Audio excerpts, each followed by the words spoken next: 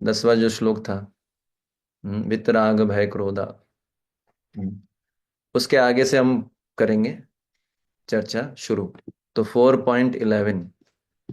ठीक है। हरे कृष्णा प्रभु जी।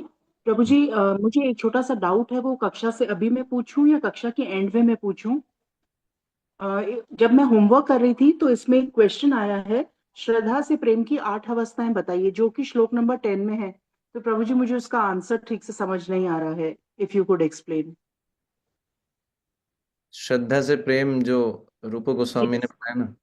हाँ, ये जो बुकलेट है ना प्रभु जी हमारी, अच्छा, इसमें इसमें दे रखा है प्रभु जी। इसको हम करेंगे डिस्कस। पहले let's complete today's task. Sure Prabhu ji, sure ये श्योर प्रभु जी। ये तो हम जो है वैसे ऑनलाइन भी हम डिस्कस कर सकते हैं ग्रुप। ओके प्रभु क्योंकि क्या है, ये क्लास जो है क्लब सिलेबस कंप्लीट करना होगा, तो हम उसके हिसाब से देखते हैं कैसा रहता है। तो यहाँ पर आज हम 11वें श्लोक से चर्चा करेंगे। ठीक है ना? तो आप मेरे पीछे उच्चारण कर सकते हैं। ये यथा माम प्रपद्यन्ते जी। ये यथा मां प्रपद्यन्ते तांस्तथैव भजामि अहम्। तांस्तथैव भजाम्यहम्। मम वर्तम अनुवर्तन्ते मम वर्तन्ते मनुष्य पार्थ सर्वशः। मनुष्य पार्थ सर्वशः। तो ये जो श्लोक है, इसमें इसका अब आप म्यूट कर सकते हैं। इसका भाव, इसका अर्थ इस प्रकार है। जिस भाव से सारे लोग मेरी शरण ग्रहण करते हैं, उसी के अनुरूप में मैं उन्हें फल देता हूँ। हे पार्थ, प्रत्येक व्यक्ति सभी प्रकार से मेरे पथ का अनुगमन करता है। तो ये जो है भगवान ने ये श्लोक बोला है। अब जो है इस श्लोक के अंदर इसका पिछले श्लोक से पहले कनेक्शन हम थोड़ा चर्चा करेंगे। इसका पिछले श्लोक से क्या कनेक्शन है, और उसके अनुरूप फिर जो है हम इस पे चर्चा करेंगे। तो जैसे मैंने बताया था, पिछले श्लोक में भगवान ने बोला था वितराग भय क्रोधा। हम्म, उसमें भगवान ने जो है बेसिकली आप देखेंगे तो एक वचन का प्रयोग किया था। एक एक वचन का, आसक्ति क्रोध से मुक्त होकर, है ना? सॉरी, इससे पहले वाला जो श्लोक था कि 9 श्लोक में भगवान ने बोला था जन्म कर्म चे में दिव्यम। तो भगवान ने बोला था कि उसमें एक वचन का प्रयोग किया था। भगवान ने बताया था कि इस प्रकार से जो मेरे कर्मों के या जन्मों के और कर्मों के दिव्य प्रकृति को समझ जाता है, वो क्या होता है, अपना शरीर त्याग करने के बाद इस धाम, इस भौतिक जगत में वापस नहीं आता है, मेरे को प्राप्त करता है, ये हमको पता है। ठीक है। फिर जो है अर्जुन को डाउट आया है कि ऐसे लोग शायद बहुत दुर्लभ होते होंगे शायद, इसलिए भगवान ने एक वचन का प्रयोग किया। क्योंकि भगवान ने बोला जो, तो भगवान ने फिर आगे वाले श्लोक में 10 नंबर श्लोक में क्या बोला कि ऐसा नहीं है। भूतकाल में इसने बोला उन सब ने। तो यहाँ पर भगवान क्या बोल रहे हैं, बहुत से व्यक्ति। तो अर्जुन का जो डाउट था कि ऐसा व्यक्ति दुर्लभ है क्या, जो 9 नंबर श्लोक सुन के अर्जुन को डाउट आया, तो भगवान ने 10 नंबर श्लोक में बोला ऐसा व्यक्ति दुर्लभ, ऐसा नहीं है, ऐसा व्यक्ति दुर्लभ नहीं है। बहुत सारे व्यक्ति 10वें नंबर श्लोक में बोलते हैं बहुत सारे व्यक्तियों ने क्या किया है, इसको प्राप्त किया है, मेरे धाम को। तो अर्जुन का डाउट था कि चूंकि भगवान ने सिंगल एक वचन यूज किया था जो, तो क्या ऐसा व्यक्ति दुर्लभ है? तो भगवान ने बोला ऐसा नहीं है कि ये जो है एक ही किसी व्यक्ति ने प्राप्त किया है, ऐसे अनेक व्यक्तियों ने प्राप्त किया है। ये 10वें नंबर श्लोक में भगवान ने बताया। ठीक है ना? और अब इस श्लोक में भी 11वें नंबर श्लोक में भी भगवान जो है बहुवचन का प्रयोग कर रहे हैं। हम्म, उनको, ताम शब्द का अर्थ है तान, तान शब्द का अर्थ है उनको। जिस भाव से सारे लोग मेरी शरण ग्रहण करते हैं, सारे आ गया, इसका मतलब ये बहुवचन है। तो भगवान अब पिछले श्लोक के आगे की बात बताएंगे। तो वो क्या है, ये यथा माम प्रपद्यन्ते, जो जिस प्रकार से मेरी शरण ग्रहण करता है, उसी भाव से मैं इसको भजता हूं। ठीक है, ये समझना चाहिए। तो पिछले वाले श्लोक में हमने ये भी बताया था कि जब हम बात करते हैं भावम है ना, मद भावम आगता। तो मैंने आपको बताया था कि मद भावम आगता का अर्थ क्या है, भाव के धरातल पे आना, भाव के धरातल में। हम्म तो अब चूंकि आपका क्वेश्चन का उत्तर भी इसमें मिल ही जाएगा। तो पहला आता है श्रद्धा। भाव का धरातल क्या होता है? पहला होता है श्रद्धा। फिर क्या है? श्रद्धा के बाद होती है साधु संग। साधु संग के बाद भजन क्रिया। भजन क्रिया के बाद अनर्थ निवृत्ति। अनर्थ निवृत्ति के बाद निष्ठा। फिर रुचि। फिर आसक्ति। फिर भाव। फिर प्रेम। ठीक है ना? इसके बारे में आपको डिटेल पढ़ना है तो माधुर्य कादम्बिनी ग्रंथ है शिला विश्वनाथ चक्रवर्ती ठाकुर का। इन्हीं इन्हीं पे बताया गया है, वो आप पढ़ सकते हैं। ठीक है। तो ये जो है इसमें जो भाव के धरातल पे, भाव का एक अर्थ है कि भाव के धरातल पे जो व्यक्ति आ जाते हैं। ठीक है ना? तो ये पिछले श्लोक में मैंने बताया था कि भाव का अर्थ क्या है? भाव के धरातल पे आना। और भाव के धरातल पे आकर ऐसे व्यक्ति को क्या क्रियाकलाप होते हैं, ये जो है अर्जुन जानना चाहता था।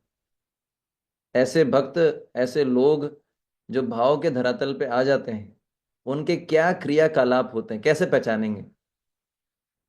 तो यहाँ पर भगवान क्या बता रहे हैं? ये यथामाम प्रपद्यन्ते, मतलब इस प्रकार के लोग जो है, जो भाव के धरातल पे आ जाता है वो भगवान का पूर्ण आश्रय लेता है।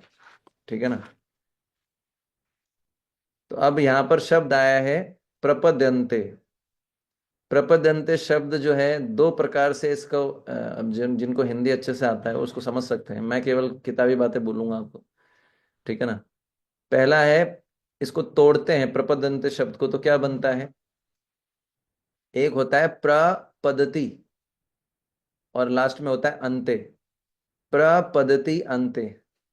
तो प्र मतलब ये जो प्रपदन्ते शब्द है, ये जो है बहुवचन है किसका? प्रपदति का। पद्धति समझ गए ना? पदति। प्र के आगे लग गया प्रपदी। प्रपदति। और इसको, इसका बहुवचन है प्रपद्यन्ते। तो प्रपदति शब्द का अर्थ क्या है? इसको अगर हम देखेंगे तो इसमें भी दो शब्द जो है, इसको आप तोड़ेंगे तो प्र अलग करेंगे। प्र का मतलब होता है प्रकृष्ट रूपेण, अच्छी प्रकार से। और पदति का अर्थ होता है थक कर गिर जाना, अच्छी प्रकार से थक कर गिर जाना। प्रपदंते का अर्थ क्या है? अच्छी प्रकार से थक के गिर जाना। समझ गए? दूसरा प्रपदंते शब्द अगर हम इसको समझे तो होता है प्रपदी। समझ गए? पहला था प द ती। द मतलब दवात वाला द, और ती छोटे ई की मात्रा। प्रपदति। तो हमने कैसे तोड़ा? प्र को अलग कर लिया, पद्धति को अलग कर लिया। इस बार कैसे तोड़ेंगे? इसको बोलेंगे प्रपदी, है ना? ये प्रदि प्लस अंते।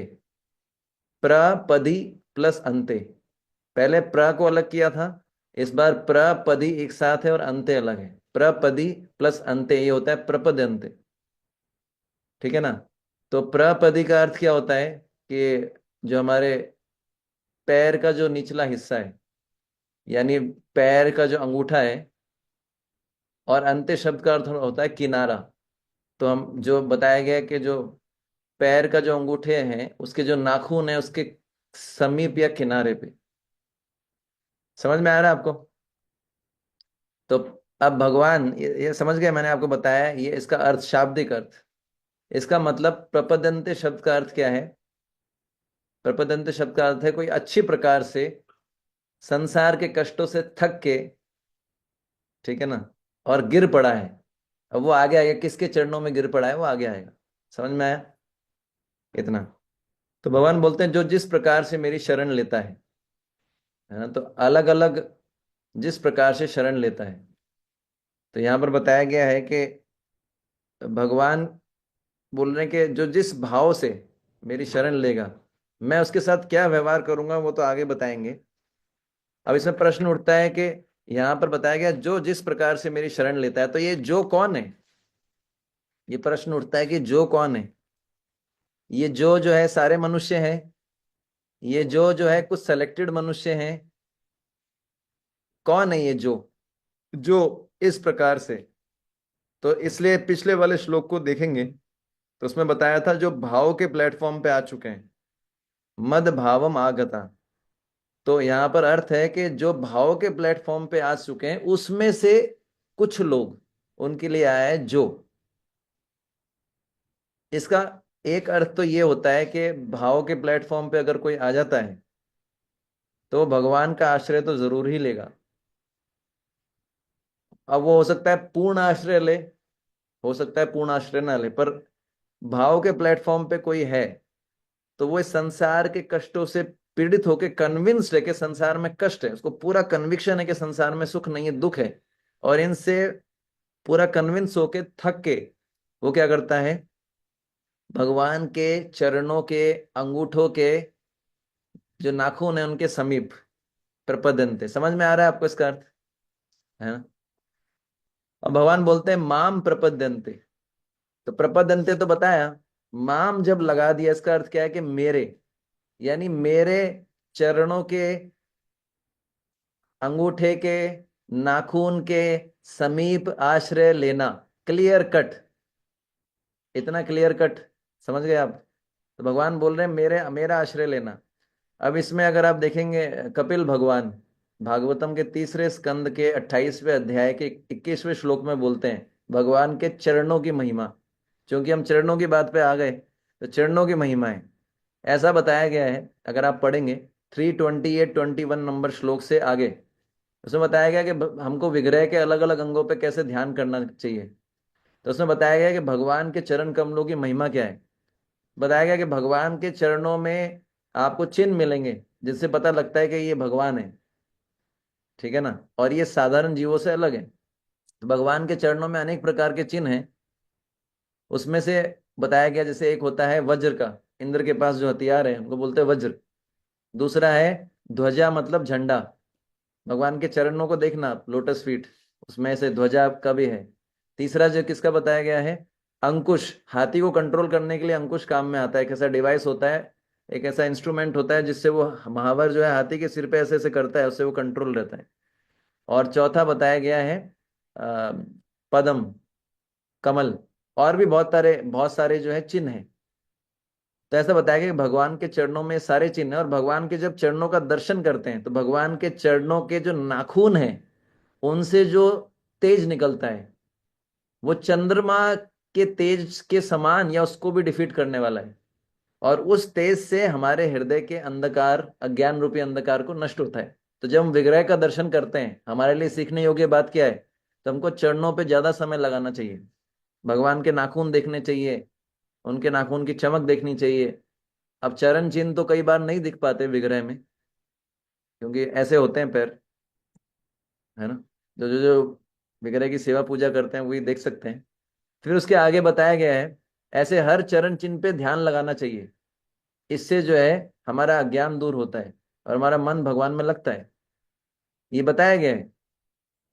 और सबसे ज्यादा टाइम जो है भगवान के चरणों में देना चाहिए, ऐसा नहीं डायरेक्ट फेस के दर्शन करें। और फिर आगे महिमा बताई गई, भगवान के चरण जो है वो वज्र के समान बताए गए हैं। जो भी भगवान के चरणों पे ध्यान करते हैं, भगवान, जैसे आपने देखा होगा वज्र छोटा सा इंद्र का अस्त्र है, जिसको जो है वो यूज करते हैं, इससे बड़े से बड़ा पर्वत जो है नष्ट हो जाता है। वज्र छोटा है पर पर्वत बड़ा है, फिर भी वज्र जो है पूरे पर्वत को नष्ट कर देता है। उसी प्रकार से भगवान के चरण ऐसे वज्र है के समान है, जो भक्तों के हृदय में जो पाप संचित हो चुके हैं उसको नष्ट कर देते हैं। भगवान के चरण छोटे से हैं लेकिन काम बड़ा करते हैं। तो इसलिए जो है ये भगवान के चरणों की महिमा बताई गई है। जो अनेक जन्मों से संचित पाप है वो उनका पर्वत बन चुका है विशाल। जगाई मदाई का उदाहरण आता है, ऐसे बता देते कि कई कई मुनीम, इतने पाप किए थे कई कई मुनीम, जो यमराज के मुनीम है, कई कई लाखों, कई कई मतलब कितने लाखों लाखों भई खाते भर दिए जाएं फिर भी उनके पाप खत्म नहीं हो रहे थे, इतना ज्यादा पाप किया था। और चैतन्य महाप्रभु ने उनको जो है आलिंगन करके खत्म, ठीक है। फिर भगवान बोलते हैं आगे, ताम्स तथा एव भजामी अहम। तो भगवान बोलते हैं जो जिस प्रकार से मेरी शरण लेता है मैं उसका उसको भजता हूँ। इसका अर्थ क्या है, भजना का अर्थ क्या है, मैं उसकी सेवा करता हूँ और सम्मान करता हूँ। भगवान बोल रहे हैं तो जिस प्रकार से भगवान के जो अलग अलग साधक जो आश्रय लेते हैं, भगवान उसी के अनुरूप उनकी सेवा करते हैं और उनको सम्मान देते हैं, ठीक है ना। तो यहाँ पर शब्द आए यथा और तथा, ये यथा माम प्रपद्यन्ते, ठीक है ना। तो प्रपद्यन्ते शब्द का एक और अर्थ बताया जाता है। प्रपद्यन्ते शब्द का एक और अर्थ है, क्योंकि यहाँ पर बताया गया है कि प्रत्येक भक्त की अलग अलग स्थिति है। कोई गृहस्थ है, कोई ब्रह्मचारी है, सबकी अलग अलग स्थिति है। और प्रत्येक भक्त का अलग अलग जो है स्वभाव है। सबका अलग अलग स्वभाव होता है। कुछ भक्तों का ब्राह्मणिकल नेचर होता है, कुछ भक्तों का क्षत्रिय स्वभाव होता है, अलग अलग स्वभाव होता है। तो हर भक्त अपनी स्थिति और स्वभाव के अनुसार भगवान के चरणों की शरण लेता है और अपनी योग्यता के अनुसार भगवान की सेवा में लगता है। जैसे किसी में ब्राह्मणिकल नेचर ज्यादा है तो पुजारी सेवा करेगा, किसी के अंदर क्षत्रिय नेचर ज्यादा है तो वो क्या करेंगे, एडमिनिस्ट्रेटिव वर्क करेंगे, है ना, मैनेजर या जो कमांडर या जो जो भी इस तरह का सेवा होता है। जिनके अंदर इस प्रकार से तो बताया गया है, तो भगवान से उसी के अनुरूप वो सेवा मांगते हैं भक्त अपनी योग्यता के अनुसार, ठीक है। तो इसलिए प्रपदंते शब्द का एक और अर्थ होता है समर्पण के साथ तीव्र प्रार्थना।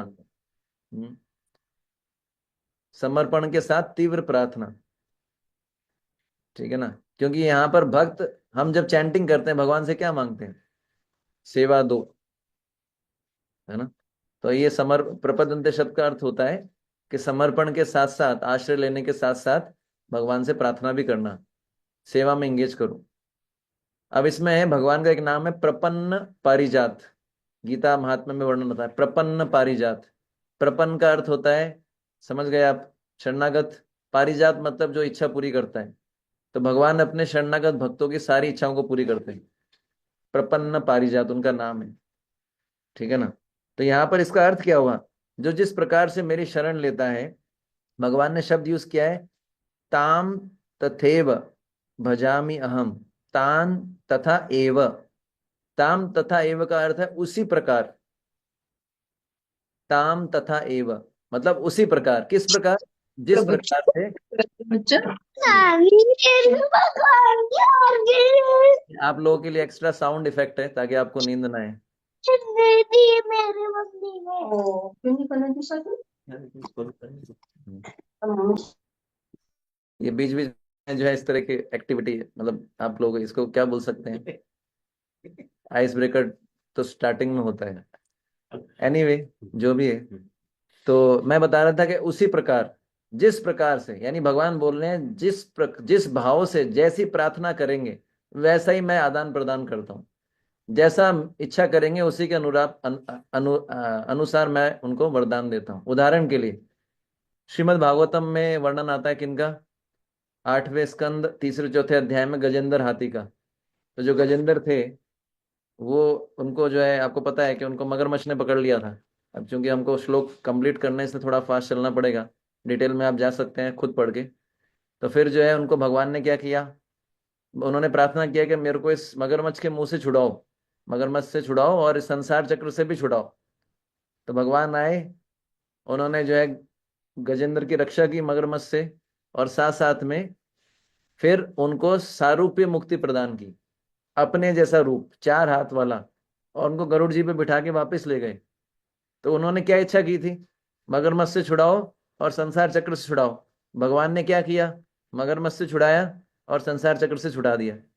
ये यथा माम प्रपद्यन्ते, जैसा इच्छा किया वैसा किया। दूसरा उदाहरण, गर्ग संहिता में वर्णन आता है कि अलग अलग भक्तों ने जो गोपियां देखते हैं भगवान कृष्ण की लीला में, ये गोपियां जो है बहुत डिटेल हिस्ट्री है। ये बहुत सारे जो है वर्णन आता है कि जो वेदों की ऋचाएं, ऋचाओं का अर्थ क्या होता है, वेदों के जो मंत्र जो पद्य के रूप में है, संस्कृत पद्य मतलब श्लोक या कविता इस रूप में है। उन्होंने जब भगवान के विराट रूप का वो किया, ग्लोरिफिकेशन, महिमा किया, वेदों की ऋचाओं, ऋचाएं मतलब समझ गए ना, मतलब संस्कृत के मंत्र जो पद्य के रूप में है। तो जो वेदों की ऋचाएं थी, उन्होंने भगवान के विराट रूप का गुणगान किया। तो भगवान ने प्रसन्न होकर उनको अपना जो मुख्य रूप है, श्री भगवान स्वयं, भगवान ने अपना जो मूल रूप है श्री कृष्ण, भगवान ने उनको अपना दर्शन कराया गोलोक में। उस रूप को देख के जो वेदों की ऋचाएं थी वो सब क्या है कि भगवान से आकर्षित हो गई। कंदर्प कोटि कमनीय विशेष शोभा, आप इतने सुंदर है। उनकी इच्छा हो गई कि हम चाहते हैं कि जिस प्रकार से गोलोक में गोपियों को आपका संग मिलता है, उसी प्रकार हम भी आपका आपको पति के रूप में चाहते हैं। तो भगवान ने उनको वरदान दिया कि द्वापर युग के द्वापर युग में मैं कृष्ण के रूप में आऊंगा, तो आपको गोपियां बनना पड़। उस समय बोला आप गोपियां बनोगे। फिर ऐसा वर्णन आता है, भगवान श्री रामचंद्र जी ने भी कई प्रकार, मिथिला जो जनकपुरी की स्त्रियां थी वो आकर्षित हो गई, उन्होंने मन ही मन बोला कि हम आपको अपना पति बनाना चाहते हैं। भगवान ने बोला जैसे तुम्हारी इच्छा। कौशल जो है ना, कौशल उस जगह से निकले भगवान कौशल पद से, तो वहां पर भी स्त्रियों ने देखा भगवान को, भगवान का रूप इतना सुंदर था, उन्होंने भी इच्छा की काश हम आपके आप हमारे पति बनते। भगवान ने उनकी इच्छा भी पूरा किया। उसके बाद भगवान, ऐसा ही बताया गया कि जब भगवान धन्वंतरी के रूप में अवतार लिए तो औषधियों ने स्त्रियों का रूप लिया और वो भी आकर्षित हो गई, हम आपको पति के रूप में चाहते हैं, है ना। उसके अलावा जब आप सोचिए, आप जब भगवान मत्स्य अवतार में आए तो जो वो थी मछलियां जो थी, क्या बोलते हैं उनको, मेन जो भी वहां की कुमारियां थी, एक्वेटिक, उनकी इच्छा हो गई कि ये इतने सुंदर है, काश ये हमारे पति के रूप में आए। फिर जब भगवान पृथु महाराज के रूप में आए अवतार लिए, तो वहां की जो भहिष्मती बोलते हैं नगरी की जो महिलाएं थी वो आकर्षित हो गई, हम भी आपको पति के रूप में चाहते हैं। तो भगवान ने सबकी इच्छा पूरी की। इसलिए भगवान बनाना बहुत मुश्किल काम है, हम सबको संतुष्ट नहीं कर सकते। जो मैनेजर हैं वो जानते हैं कि सबको संतुष्ट करना कितना मुश्किल काम है ना। तो भगवान जैसी इच्छा होती है, भगवान उनके भक्तों की इच्छा को वैसा ही आदान प्रदान करते हैं। ठीक है। तो प्रभुपाद जी बोल रहे हैं कि भगवान अपने भक्तों के साथ वैसा ही आदान प्रदान करते हैं जैसा इस तात्पर्य में लिख रहे हैं, जैसा उनका भक्त चाहते हैं। कोई भक्त चाहता है मेरे सखा के रूप में भगवान आदान प्रदान करें, कोई चाहता है कि मेरे मित्र के रूप में करें। तो बताया गया है कि सब इस प्रकार से भगवान की प्रेमा भक्ति में लगे रहते हैं। फिर भगवान आगे बोलते हैं, मम वर्तम अनुवर्तन्ते मनुष्य पार्थ सर्वशः। ठीक है। तो भगवान क्या बोल रहे हैं कि मनुष्य गण सभी प्रकार से मेरे मार्ग के अनुसार ही अनुगमन करते हैं। तो आज मैंने एक श्लोक का मैंने टाइमर लगाया था, वो टाइमर की लिमिट क्रॉस हो चुकी है, अभी तक एक श्लोक नहीं हुआ, अब थोड़ा स्पीड बढ़ाना पड़ेगा। ठीक है ना। तो भगवान क्या बोल रहे हैं, मम वर्तम अनुवर्तन्ते मनुष्य पार्थ सर्वशः, बोले सभी मनुष्य मेरे मार्ग के अनुसार ही अनुगमन करते हैं। इसका अर्थ क्या है? तो वर्तम शब्द का दो अर्थ होते हैं, एक होता है इच्छा करना, एक होता है मार्ग। तो भगवान बोलते हैं कि सारे भक्तगण मेरी इच्छा के अनुसार आचरण करते हैं। तो भगवान अपने भक्तों की इच्छा को पूरा करते हैं, ये पहले बता चुके भगवान। और फिर बोल रहे हैं कि मेरे भक्त मेरी इच्छा के अनुसार आचरण करते हैं, है ना। ये यथा माम प्रपद्यन्ते ताम तथैव भजामि शब्द का प्रयोग किया था भगवान ने। ठीक है ना। भजामि का अर्थ होता है सेवा करना, सम्मान करना। तो कोई ये इस बात सुन के सोच सकता है, देखो भगवान तो इच्छा पूरी करते हैं, तो भगवान, इसका मतलब ये नहीं भगवान इच्छा पूरी करते हैं तो भगवान हर किसी की इच्छा पूरी कर देंगे। और भगवान ऐसा नहीं कि जो है हमारे सेवक हो गए। कोई ये सुन के सोच सकता है कि भगवान प्रत्येक व्यक्ति की इच्छा पूरी करते हैं तो भगवान हमारे सेवक हो गए, नहीं। इस शंका को दूर करने के लिए भगवान यहाँ पर बता रहे हैं क्या, कि जो लोग उनसे प्रार्थनाएं करते हैं, बजामी, ये यथा माम प्रपद्यन्ते, जो लोग उनसे प्रार्थना करते हैं, ठीक है ना, और वे प्रार्थनाएं भगवान के मार्ग, इसका अर्थ क्या है, जिन लोगों ने भी भगवान से कुछ मांगा है, जो मैंने बताया जैसे गोपियों ने मांगा, गजेंद्र हाथी ने मांगा, इन सब ने जो मांगा वो वास्तव में क्या था, भगवान की इच्छा के अनुसार या भगवान की सेवा के लिए, वो अपने इंद्रिय तृप्ति के लिए नहीं मांगा था। तो यहाँ पर भगवान बता रहे हैं कि सभी मनुष्यगण मेरे मार्ग के अनुसार अनुगमन करते हैं। तो इसका मतलब क्या है, सारे, यहाँ पर बता रहे हैं सारे भक्त भगवान के इच्छा के अनुसार ही आचरण करते हैं, वो अपनी पर्सनल डिजायर के लिए कुछ नहीं मांगते, उनकी इंद्रिय तृप्ति की कोई इच्छा नहीं होती। वो जो मांगते हैं, जैसे उन्होंने सारूप्य रूप माना और गोपियों ने मांगा कि हम आपको पति के रूप में प्राप्त करें, उनकी सेवा करने की इच्छा थी। तो इस प्रकार से इसका एक अर्थ यह है। दूसरा भगवान बताते हैं मम वर्तम अनुवर्तन्ते का अर्थ क्या है कि मनुष्य समाज मेरे नेतृत्व के अनुसार ही चलता है। भगवान ने धर्म के नियम बनाए, धर्मम तो साक्षात भगवत प्रणीतम। धर्म के नियम मनुष्य समाज के लिए हैं। धर्म के नियम मतलब भगवत गीता में जो भगवान के आदेश हैं, मन मना भव मत भक्तो मध्याजी माम नमस्कुरु, ठीक है ना। तो भगवान क्या बोल रहे हैं कि मनुष्य समाज जो है सभी प्रकार से मेरे मार्ग के अनुसार ही अनुगमन करते हैं, मतलब मैंने जो इंस्ट्रक्शंस दिए हैं धर्म के रूप में उन्हीं का पालन करते हैं। और मनुष्य और पशु समाज में यही अंतर है। पशु समाज धर्म का पालन नहीं कर सकता, मनुष्य कर सकते हैं। तो जो लोग भगवान के द्वारा बताए मार्ग पे नहीं चलते वो क्या है? हाँ, आ निद्रा भयमैथुनम च सामान्य तत् पशु भी नराणाम धर्मो ही तेषाम अधिको विषयको धर्मे ही ना पशु भी समाना। पशु भी समान। जो धर्म का पालन नहीं करते वो कौन है? पशु के समान है। जो भगवान के आदेश का पालन नहीं करते वो कौन है? द्विपाद पशु। समझ में आया? तो एक अर्थ इसका ये है कि मनुष्य समाज भगवान के मार्ग के अनुसार चलता है, मतलब भगवान के बनाए हुए नियमों के अनुसार चलता है। तीसरा अर्थ है मम वर्तम अनुवर्तनते का, कि जो मनुष्य गण है, मैं भगवान बोल रहे हैं मेरे मार्ग के बताए हुए मार्ग के अनुसार। वर्तम शब्द का अर्थ है मार्ग। मेरे बताए मार्ग के अनुसार मनुष्यगण अपना आचरण करते हैं। तो भगवान ने बताया है 9वें श्लोक में, जन कर्म में चे दिव्यम। 10वें श्लोक में बताया वितराग भय क्रोधा, है ना। तो इस प्रकार से ये भगवान पूरा सीक्वेंस बता रहे हैं कि जो है मेरे जन्म कर्म के दिव्य प्रकृति को जान लेता है वो मेरे धाम आता है, ठीक है ना।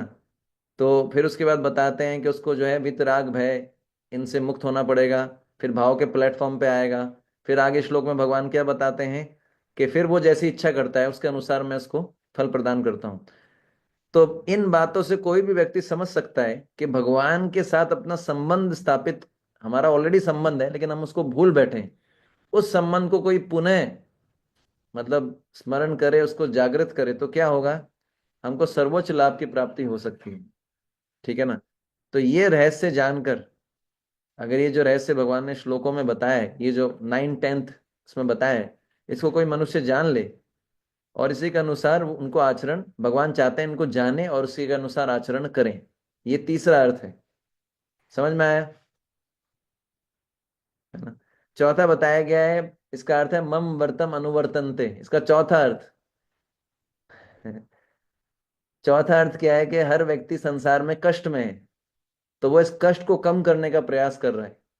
कष्ट को कम करने का अर्थ है सुख, दुख को कम करना और सुख ज्यादा से ज्यादा हो।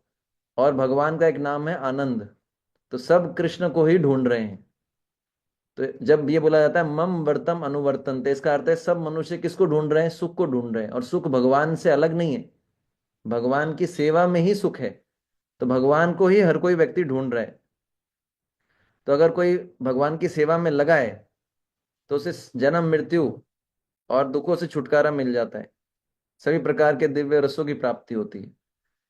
तो एक इसका अर्थ ही है। और फिर भगवान बोलते हैं, यहाँ पर बता रहे हैं कि सभी मनुष्यगण मेरे मार्ग पर चल रहे हैं।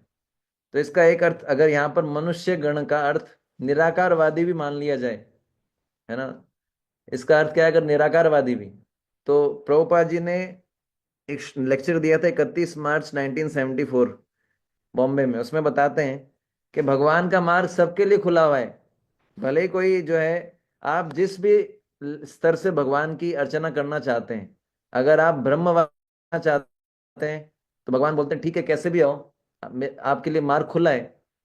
अगर आप परमात्मा को मानते हैं तो भी भगवान वेलकम करते हैं। और अगर आप भगवान का एक रूप मान के भगवान की पूजा अर्चना करते हैं, भगवान उसको भी वेलकम करते हैं। हालांकि सबसे ज्यादा खुश किससे होते हैं? सकार रूप की पूजा करते हैं, जैसे हम, है ना, आपने सुना ना ब्रह्मवादी परमात्मावादी और भगवान। तो भगवान बोलते हैं पर सारे रास्ते मेरी तरफ ही, मैं सबका वेलकम करता हूं। भगवान जो है, भगवान हमको जिस भी मार्ग में हम चाहते हैं उस मार्ग में स्वीकार करने के लिए तैयार है, ठीक है ना। तो ये एक और अर्थ प्रभुपाद जी बताते हैं। और अर्जुन के लिए यहाँ पर शब्द आया है पार्थ। पार्थ शब्द आया है पृथा से। पृथा नाम था कुंती जी का। तो भगवान बोल रहे हैं तुम्हारी जो बुआ जो है, तुम्हारी माँ या मेरी जो बुआ है है ना, कुंती, वो जो है हमेशा क्या है, मेरे बताए हुए मार्ग पर चली। हम्म। और मैंने, भगवान बोल रहे हैं कि सारे मनुष्य मेरे बताए हुए मार्ग के अनुसार चलते हैं, और जो कुंती है, तुम उनके पुत्र हो, तो तुम तो मेरे रिश्तेदार हो। जब सामान्य व्यक्तियों को, मनुष्यों को मैं बोल रहा हूँ कि मेरे मार्ग पे चलें, मेरी इच्छा के अनुसार चले, तो तुम तो मेरे रिश्तेदार हो, तो तुमको तो चलना ही चाहिए। तो इसलिए तुम युद्ध करो। तो कुल मिला के भगवान बोल रहे हैं कि युद्ध करो। समझ में आया? तब हम आगे चलते हैं, एक श्लोक हमने कंप्लीट किया। हरि बोल। ठीक है ना? 4.12। कांक्षन्तः कर्मणाम सिद्धिम। अच्छा, बोलिए। काङ्क्षन्तः कर्मणा कर्मणां सिद्धिं सिद्धिं यजन्ता इह देवता यजन्ते यजन्ते इह देवता देवता ब्रह्मी मानुष्य लोके क्षिप्रं क्षिप्रं हि हि मानुषे मानुषे लोके सिद्धिर्भवति कर्मजा। सिद्धिर्भवति सिद्धिर्भवति कर्मजा। कर्मजा। कर्मज।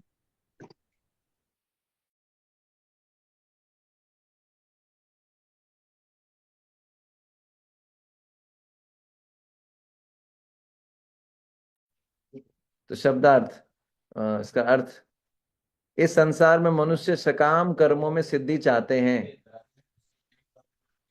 फल स्वरूप वे देवताओं की पूजा करते हैं। निसंदेह संसार में मनुष्य को सकाम कर्म का फल शीघ्र प्राप्त होता है। ठीक है ना? तो यहाँ पर भगवान क्या बताना चाहते हैं? समझ में आया आपको ये? भगवान ऐसे लोगों की चर्चा कर रहे हैं इस श्लोक में 4.12 में, जो भगवान की शरण न लेकर देवताओं की पूजा करना चाहते हैं। ठीक है ना? देवताओं की पूजा करना चाहते हैं। तो पिछले श्लोक में क्या कहा था भगवान ने? जो भक्तगण भाव के धरातल पर आकर कृष्ण की शरण लेते हैं, कृष्ण उनके भाव के अनुसार उन भक्तों के साथ आदान प्रदान करते हैं, संबंध स्थापित करते हैं। तो यदि कोई भक्त कृष्ण की सेवा करना चाहता है, तो भगवान भी उसकी सेवा के भूखे बन जाते हैं, और अनेक प्रकार से सेवा करने की भगवान जो है अपॉर्चुनिटी देते हैं। अगर हम रियली में सेवा करना चाहते हैं भगवान की, तो भगवान जो है सेवा की अपॉर्चुनिटी देंगे। ठीक है? मेरा एक प्रैक्टिकल रियलाइजेशन था। वृंदावन में मैं गया था, मेरे जो स्टार्टिंग के डेज में पहली बार। तो वहां पर गुरु पूजा हो रही थी। गुरु पूजा हो रही थी तो जनरली हम सेवा मांगते नहीं है ज्यादा भगवान से, डर लगता है हमको, ज्यादा सेवा आगे तो हम कैसे करेंगे। पर सेवा मांगते तो सेवा तुरंत मिल सकती है, भगवान तुरंत सेवा दे सकते हैं, लेकिन हमको डर लगता है, अरे सेवा मांग ली तो क्या होगा। तो वो जो है गुरु पूजा चल रही थी। तो प्रभुपाद जी की गुरु पूजा में प्रभुपाद जी को लेके वो पूरे मंदिर का परिक्रमा करते हैं, तो मैं प्रभुपाद जी के पीछे खड़ा था, और एक भक्त जो है वो चवर ढुला रहे थे। तो मेरी इच्छा हो गई मैं भी चवर ढुलाऊं, इतना इंटेंस डिजायर आ गया, क्योंकि इस समय जब नए नए होते हैं तो हर चीज नई नई होती है। भक्त भी हमारे लिए जो है देवताओं के जैसे होते हैं, धीरे धीरे वो दानवों के समान बन जाते हैं। वही चेहरे, वही लोग, उनमें कमियां दिखती हैं। और रोज वही गुरु पूजा, रोज वही हरे कृष्ण महामंत्र, वही सेम प्रसाद, अरे प्रभु जी पक गए हम तो उस समय जो है मेरी इच्छा हुई कि मैं भी चवर डुलाऊं। मैंने बस केवल इच्छा की, और आप मानेंगे नहीं, इमीडिएट रेसिप्रोकेशन। एक भक्त ने मेरे को पीछे मुड़ के बोला तुम चवर डुलाओ। मैं तो शॉक्ड था।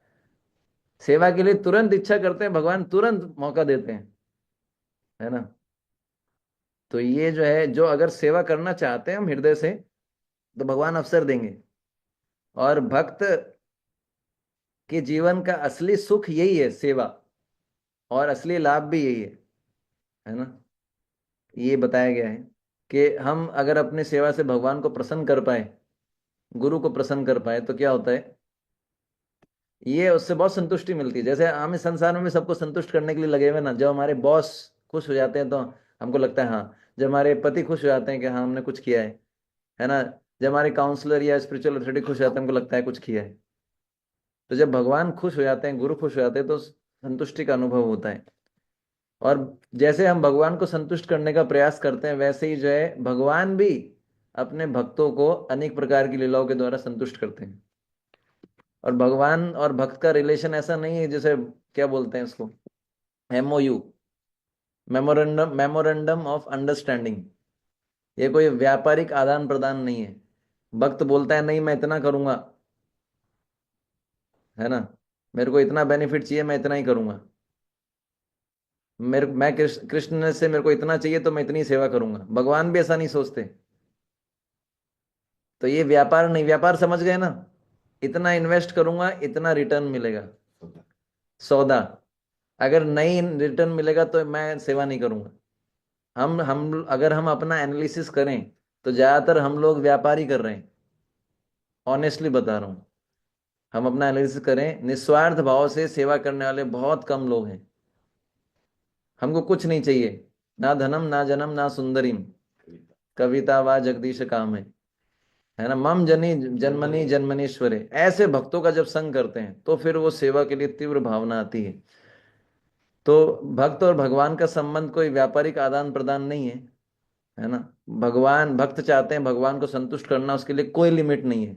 भगवान भी अपने भक्तों को संतुष्ट करना चाहते हैं, उसमें भी कोई लिमिट नहीं है। दोनों में कंपटीशन होता है और इसमें भक्त जीत जाते हैं और भगवान हार जाते हैं। ऐसा प्रभुपाद जी के लेक्चर में बोले, राधा रानी और कृष्ण में कंपटीशन होता है, कौन किसकी अच्छी सेवा करेंगे। लेकिन आप जानते हैं कौन जीतता है। तो इसलिए जो है, भगवान जो है भक्तों की आवश्यकताओं की पूर्ति करते हैं लेकिन कामनाओं की पूर्ति नहीं करते, क्योंकि कामना का अर्थ नहीं है, कामनाओं को कोई अर्थ नहीं होता। ठीक है ना। तो जो वैसे जो भक्त होता है, वैसे तो जो वास्तव में भक्त होगा उसकी एक ही कामना होगी, अधिक से अधिक सेवा। ठीक है ना। तो पर ये जो संबंध है भगवान के साथ, ये और किसी के साथ नहीं हो सकता। हम्म ऐसा संबंध किसी देवता के साथ नहीं हो सकता। तो इसी बात को समझाने के लिए भगवान ये श्लोक बोल रहे हैं। देवताओं के साथ जो हमारा संबंध होता है वो लेने और देने पे निर्भर करता है, उसमें प्रेम नहीं होता। अब इसको और क्लियरली हम समझेंगे। समझ में आया ना आपको? ये कनेक्शन समझ में आया ना? पिछले श्लोक में भगवान ने बताया था कि जो भाव के धरातल पे आ जाते हैं वो जैसी इच्छा करते हैं उनके साथ मैं वैसे ही आदान प्रदान करता हूँ। ठीक है ना। तो भगवान क्या करते हैं, अपने भक्तों के साथ आदान प्रदान करते हैं। जो जितना सेवा करना चाहता है भगवान उसको उतना मौका देते हैं। और ये जो है ये व्यापार नहीं है। ठीक है ना। ये क्या है, बढ़ता रहता है। पर देवताओं के साथ जो ऐसा ऐसा नहीं चल सकता। देवताओं के साथ ऐसा रिलेशन संभव नहीं है। देवताओं के साथ उदाहरण दिया अभी आएगा, दुकानदार वाला, दुकानदार वाला उदाहरण हम समझेंगे। ठीक है ना। तो भगवान इसी को समझा रहे हैं आज के श्लोक में, इस श्लोक में, कि देवताओं के साथ जो आदान प्रदान होता है वो लेने और देने पर निर्भर करता है। ठीक है। तो यहां पर शब्द काम में आए, कांक्षंत कर्मणाम सिद्धि यजंत इह देवता, यानी कर्मों की सिद्धि चाहने वाले लोग इस संसार में देवताओं की पूजा करते हैं। कर्मों की सिद्धि का अर्थ क्या है? ठीक है ना। मतलब जो सकाम कुछ चाहते हैं, अपने इंद्रिय तृप्ति के लिए कुछ चाहते हैं। ठीक है। तो जो 4.11 श्लोक था, भगवान ने उन लोगों की बात करी जो भगवान से प्रेम करते हैं और प्रेमवश भगवान की सेवा करते हैं और भगवान से केवल प्रेम डेवलप करना चाहते हैं। पिछले श्लोक में उन लोगों की बात की गई थी, ये यथा माम प्रपद्यन्ते, क्यों? क्योंकि वो भाव के धरातल पे थे। ठीक है। लेकिन इस श्लोक में भगवान ऐसे लोगों की बात कर रहे हैं जो कृष्ण से प्रेम नहीं करना चाहते। ठीक है ना। वह देवताओं के साथ संबंध बनाना चाहते हैं। क्यों? क्योंकि उनको उनसे कुछ चाहिए। वो चाहते हैं कि बस मैं इतना करूं मुझे इतना मिल जाए, क्योंकि वो व्यापार करना चाहते हैं। अब कृष्ण के साथ तो व्यापार, हालांकि कृष्ण के साथ भी व्यापार करना चाहें तो कर सकते हैं। जैसे बहुत सारे लोग तिरुपति बालाजी में आते हैं, बोलते हैं कि 50-50, 50 आपका 50 मेरा है, डील फाइनल करवा दो, 60-40। लेकिन पॉइंट ये है कि भगवान के साथ प्रेम का आदान प्रदान जो है वो करना चाहिए। तो ऐसे बहुत सारे लोग हैं जो व्यापार करना चाहते हैं, इसलिए वो भगवान के पास नहीं जाते, वो देवताओं के पास जाते हैं। इसलिए बोला गया कांक्षंत कर्मणाम सिद्धि यजंत इह देवता। तो प्रभु जो है, ये जो संबंध है कि मैं इतना करूंगा आप मेरे को इतना देना, ये नीरस संबंध है। जैसे सरकारी जॉब होती है ना, इसको सेवा बोलते हैं ना, सरकारी क्या सेवा, क्या सेवा, सरकारी क्या बोलते हैं, सेवक, हाँ service, government service, government service. तो ये सर्विस शब्द जो है, जब मैं भक्ति में आया तो मैं सोचा ये सर्विस शब्द तो यहाँ पर भी आता है। जब पहली बार मैंने कहा ये सर्विस, वही सर्विस है क्या? अब गवर्नमेंट में तो सर्विस में बोलते हैं ना, हम तो गवर्नमेंट सर्विस हैं, सरकारी, सरकारी सेवक है, कर्मचारी है, सेवक है ना, या ऑफिसर है। अब वो क्यों सेवा कर रहा है? उसको हरे हरे नोट मिलते हैं, कड़क कड़क नोट, स्टार्टिंग की 4-5 दिनों में। वो नोट नहीं मिलेगा तो करेगा सेवा? इसको बोलते हैं व्यापार। मैं तो 9 से 5 बजे तक ही जाऊंगा। आपने देखा किसी सरकारी ऑफिसर को एक्स्ट्रा काम लेते हुए? नहीं नहीं, मेरे ऑफिस के लोगों का कुछ करना चाहिए, मुझे कुछ इनका भला करना चाहिए और मैं एक्स्ट्रा काम लूंगा। भाव में आके कोई काम लेता है? सब क्या करते हैं, अरे हमारा इतना ही है, हम इतना ही करेंगे, इससे ज्यादा नहीं करेंगे। ये है देवताओं के साथ, कुछ मिलेगा उतना ही करेंगे। और जब वही चीज हम अपने रिलेशंस के साथ, अपनों के साथ होते तो क्या करते हैं, हम ये नहीं देखते मुझे कितना कष्ट हो रहा है। जैसे हमें परिवार में कोई व्यक्ति बीमार है, जैसे हमारी माँ है, हमारी जो माता हैं, उन्होंने हमको पाल पोस के बड़ा किया, उन्होंने काफी कष्ट उठाए, तो उन्होंने ये नहीं सोचा कि मैंने इतना सेवा किया है, आगे चल के जो है इससे नहीं। तो वैसे ही जो है भगवान के साथ भी, हालांकि माँ वाला उदाहरण परफेक्ट नहीं है, क्योंकि आजकल माँ का प्रेम भी जो है शुद्ध नहीं है। ध्रुव महाराज की जो माँ थी सुनीति, वही बोली, बेटा भगवान का तुमसे जो प्रेम है मेरी जैसी करोड़ों माओं के प्रेम से ज्यादा है। समझ पाए आप? तो ये उदाहरण प्रॉपर नहीं है, लेकिन फिर भी एक समझाने के लिए। तो बहुत सारे लोग देवताओं के साथ संबंध बनाना चाहते हैं कि हम आपके लिए इतना करेंगे, आप हमको ये दो। इसको नीरस संबंध बोलते हैं। इसमें सेवा की भावना नहीं है, इसमें क्या है, कर्म और सिद्धि भक्त की भावना है कि मैं आपके लिए इतना परिश्रम करूंगा। मैंने, जैसे मैं आपको उदाहरण बताता हूँ, मैं बताऊंगा बड़ा आपको, थोड़ा सा इसमें तड़के वाला थोड़ा स्वाद लाना चाहिए। दलिया, बॉइल्ड दलिया खा के आप सबको नींद आ रही है, इसलिए मैं थोड़ा तड़का लगाऊंगा, तैयार रहिए आप, ठीक है ना। तो कर्म का अर्थ क्या है कि मैं इस देवता की इतनी इतनी पूजा करूंगा, और इस देवता की पूजा के परिश्रम करने के बाद मुझे इससे ये फल मिलेगा, पहले से ही वो डिसाइडेड होता है। मेरे को इस देवता से कुछ लेना देना नहीं है, ये कुछ भी हो, मेरे को क्या करना है, फल चाहिए, मैं इतना मेहनत करूंगा। जैसे उदाहरण दिया गया दुकानदार का। आप दुकानदार से सामान लाने जाते हैं ना, कोई भी दुकानदार है, परचूनी के दुकानदार है, कोई भी ग्रोसरी शॉप वाला, ठीक है ना, आप उसके पास जाएंगे, आप उसको लिस्ट निकाल के दे देते हैं, मेरे को ये सामान चाहिए। क्या कभी आपने टाइम निकाल के दुकानदार से पूछा है कि अरे भैया आपका, आप सुखी तो हो जीवन में, आपके जीवन में कष्ट है कि नहीं? पूछते हैं?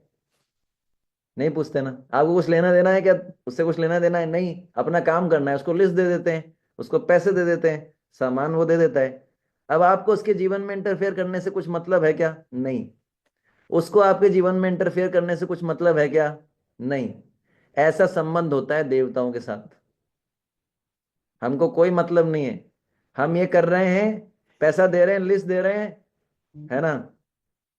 वो क्या है, मेरा बेटा पास हो जाए स्वावनी तो हाँ वो, जागृत और वो एक आरती गाते हैं ना, इसमें क्या बोलते हैं, सुख धन संपत्ति घर आवे कष्ट आवे, मिटे तन का। कष्ट मिटे। देखो साफ साफ ही, साफ साफ ही, मतलब बेशर्मी की कोई हद ही नहीं है। आरती के अंदर ही आ गया, धन संपत्ति कष्ट नहीं, धन संपत्ति सुख संपत्ति। हाँ, जब मैं पहली बार अपने घर पे गया था, भक्त मतलब ब्रह्मचारी बनने के बाद दोबारा, तो मेरे मदर जो है आरती कर रही थी, तो उन्होंने ये लगाई, तो मेरे को इतनी हंसी आई, धन संपत्ति घर आवे, और एक तरफ हमारे चैतन्य महाप्रभु क्या बोलते हैं, ना धनम ना जन्म। कितना एंटी है, और सब लोग इसको चला देते हैं, ठीक है ना। तो क्या है, ये दुकानदार वाला रिलेशन है, ठीक है ना। तो ऐसा बताया गया, और भगवान बोलते भी हैं, क्या बोलते हैं, जैसे उदाहरण के लिए आपको पता है भाई मेरे को ये आइटम चाहिए, आपको, आप क्या करते हो, ये इस दुकान पे सबसे बढ़िया मिलेगा, और आप उसका रेट पता करते हो, पहले आप पहले आइटम फिक्स करते हो, मेरे को ये चाहिए, फिर ये आइटम सबसे अच्छा कहाँ मिलेगा, किससे मिलेगा, उस दुकानदार के पास जाओगे, उसके पास आप लिस्ट लेके जाओगे, उसको पैसे दोगे, उससे सामान ले आओगे। ऐसे ही जो है लोग अलग अलग देवताओं के पास जाते हैं। जैसे उदाहरण के लिए श्रीमद् भागवतम में दूसरे स्कंद तीसरे अध्याय के दूसरे और 9वें श्लोक में बताया गया है, सुखदेव गोस्वामी परीक्षित महाराज से कहते हैं, जिसको वेदों का ज्ञान चाहिए वो बृहस्पति जी के पास जाते हैं। ऐसे मेरे को वेदों का ज्ञान चाहिए, बृहस्पति जी के पास जाएंगे। जिसको अपनी काम वासना को बढ़ाना है वो इंद्र की पूजा करता है। जिस व्यक्ति को उत्तम संतान चाहिए वो प्रजापतियों की पूजा करते हैं। जिसको अपनी शक्ति, जिसको शक्ति प्राप्त करनी है, अग्निदेव की पूजा करते हैं, है ना। ऐसा करके इसमें बहुत सारी, व्यापार में सफलता प्राप्त करने के लिए अलग अलग देवों का नाम बताया गया है, इनकी पूजा करनी चाहिए, ठीक है ना। स्वर्ग पाने के लिए आदित्यों की सेवा करनी चाहिए, पुष्ट शरीर पाने के लिए पृथ्वी देवी की पूजा करनी चाहिए, ठीक है ना। सुंदर स्त्री पाने के लिए उर्वशी नाम की अप्सरा की पूजा करनी चाहिए। सभी के ऊपर अधिकार प्राप्त करना है तो ब्रह्मा जी की पूजा करनी चाहिए। ये चाहिए तो इनके पास जाओ, उनका प्रोसीजर फॉलो करो, कीमत चुकाओ, आपको मिल जाएगा। समझ में आया ना। इसको बोलते हैं व्यापारिक लेन देन, आदान प्रदान। तो भगवान, ठीक है ना, गीता में बोले हैं 7वें अध्याय के 20 से 23 श्लोक में, उसमें बोलते हैं कि जिन लोगों की चेतना भौतिक कामनाओं के द्वारा अपहृत कर दी जाती है, उनको, है ना, भौतिक कामनाओं के द्वारा जिनका ज्ञान का अपहरण हो जाता है, वह भगवान को छोड़कर देवी देवताओं के पास जाते हैं। किसी को श्लोक याद है आप में से किसी को? ये आप लोग सब शास्त्री जी हैं।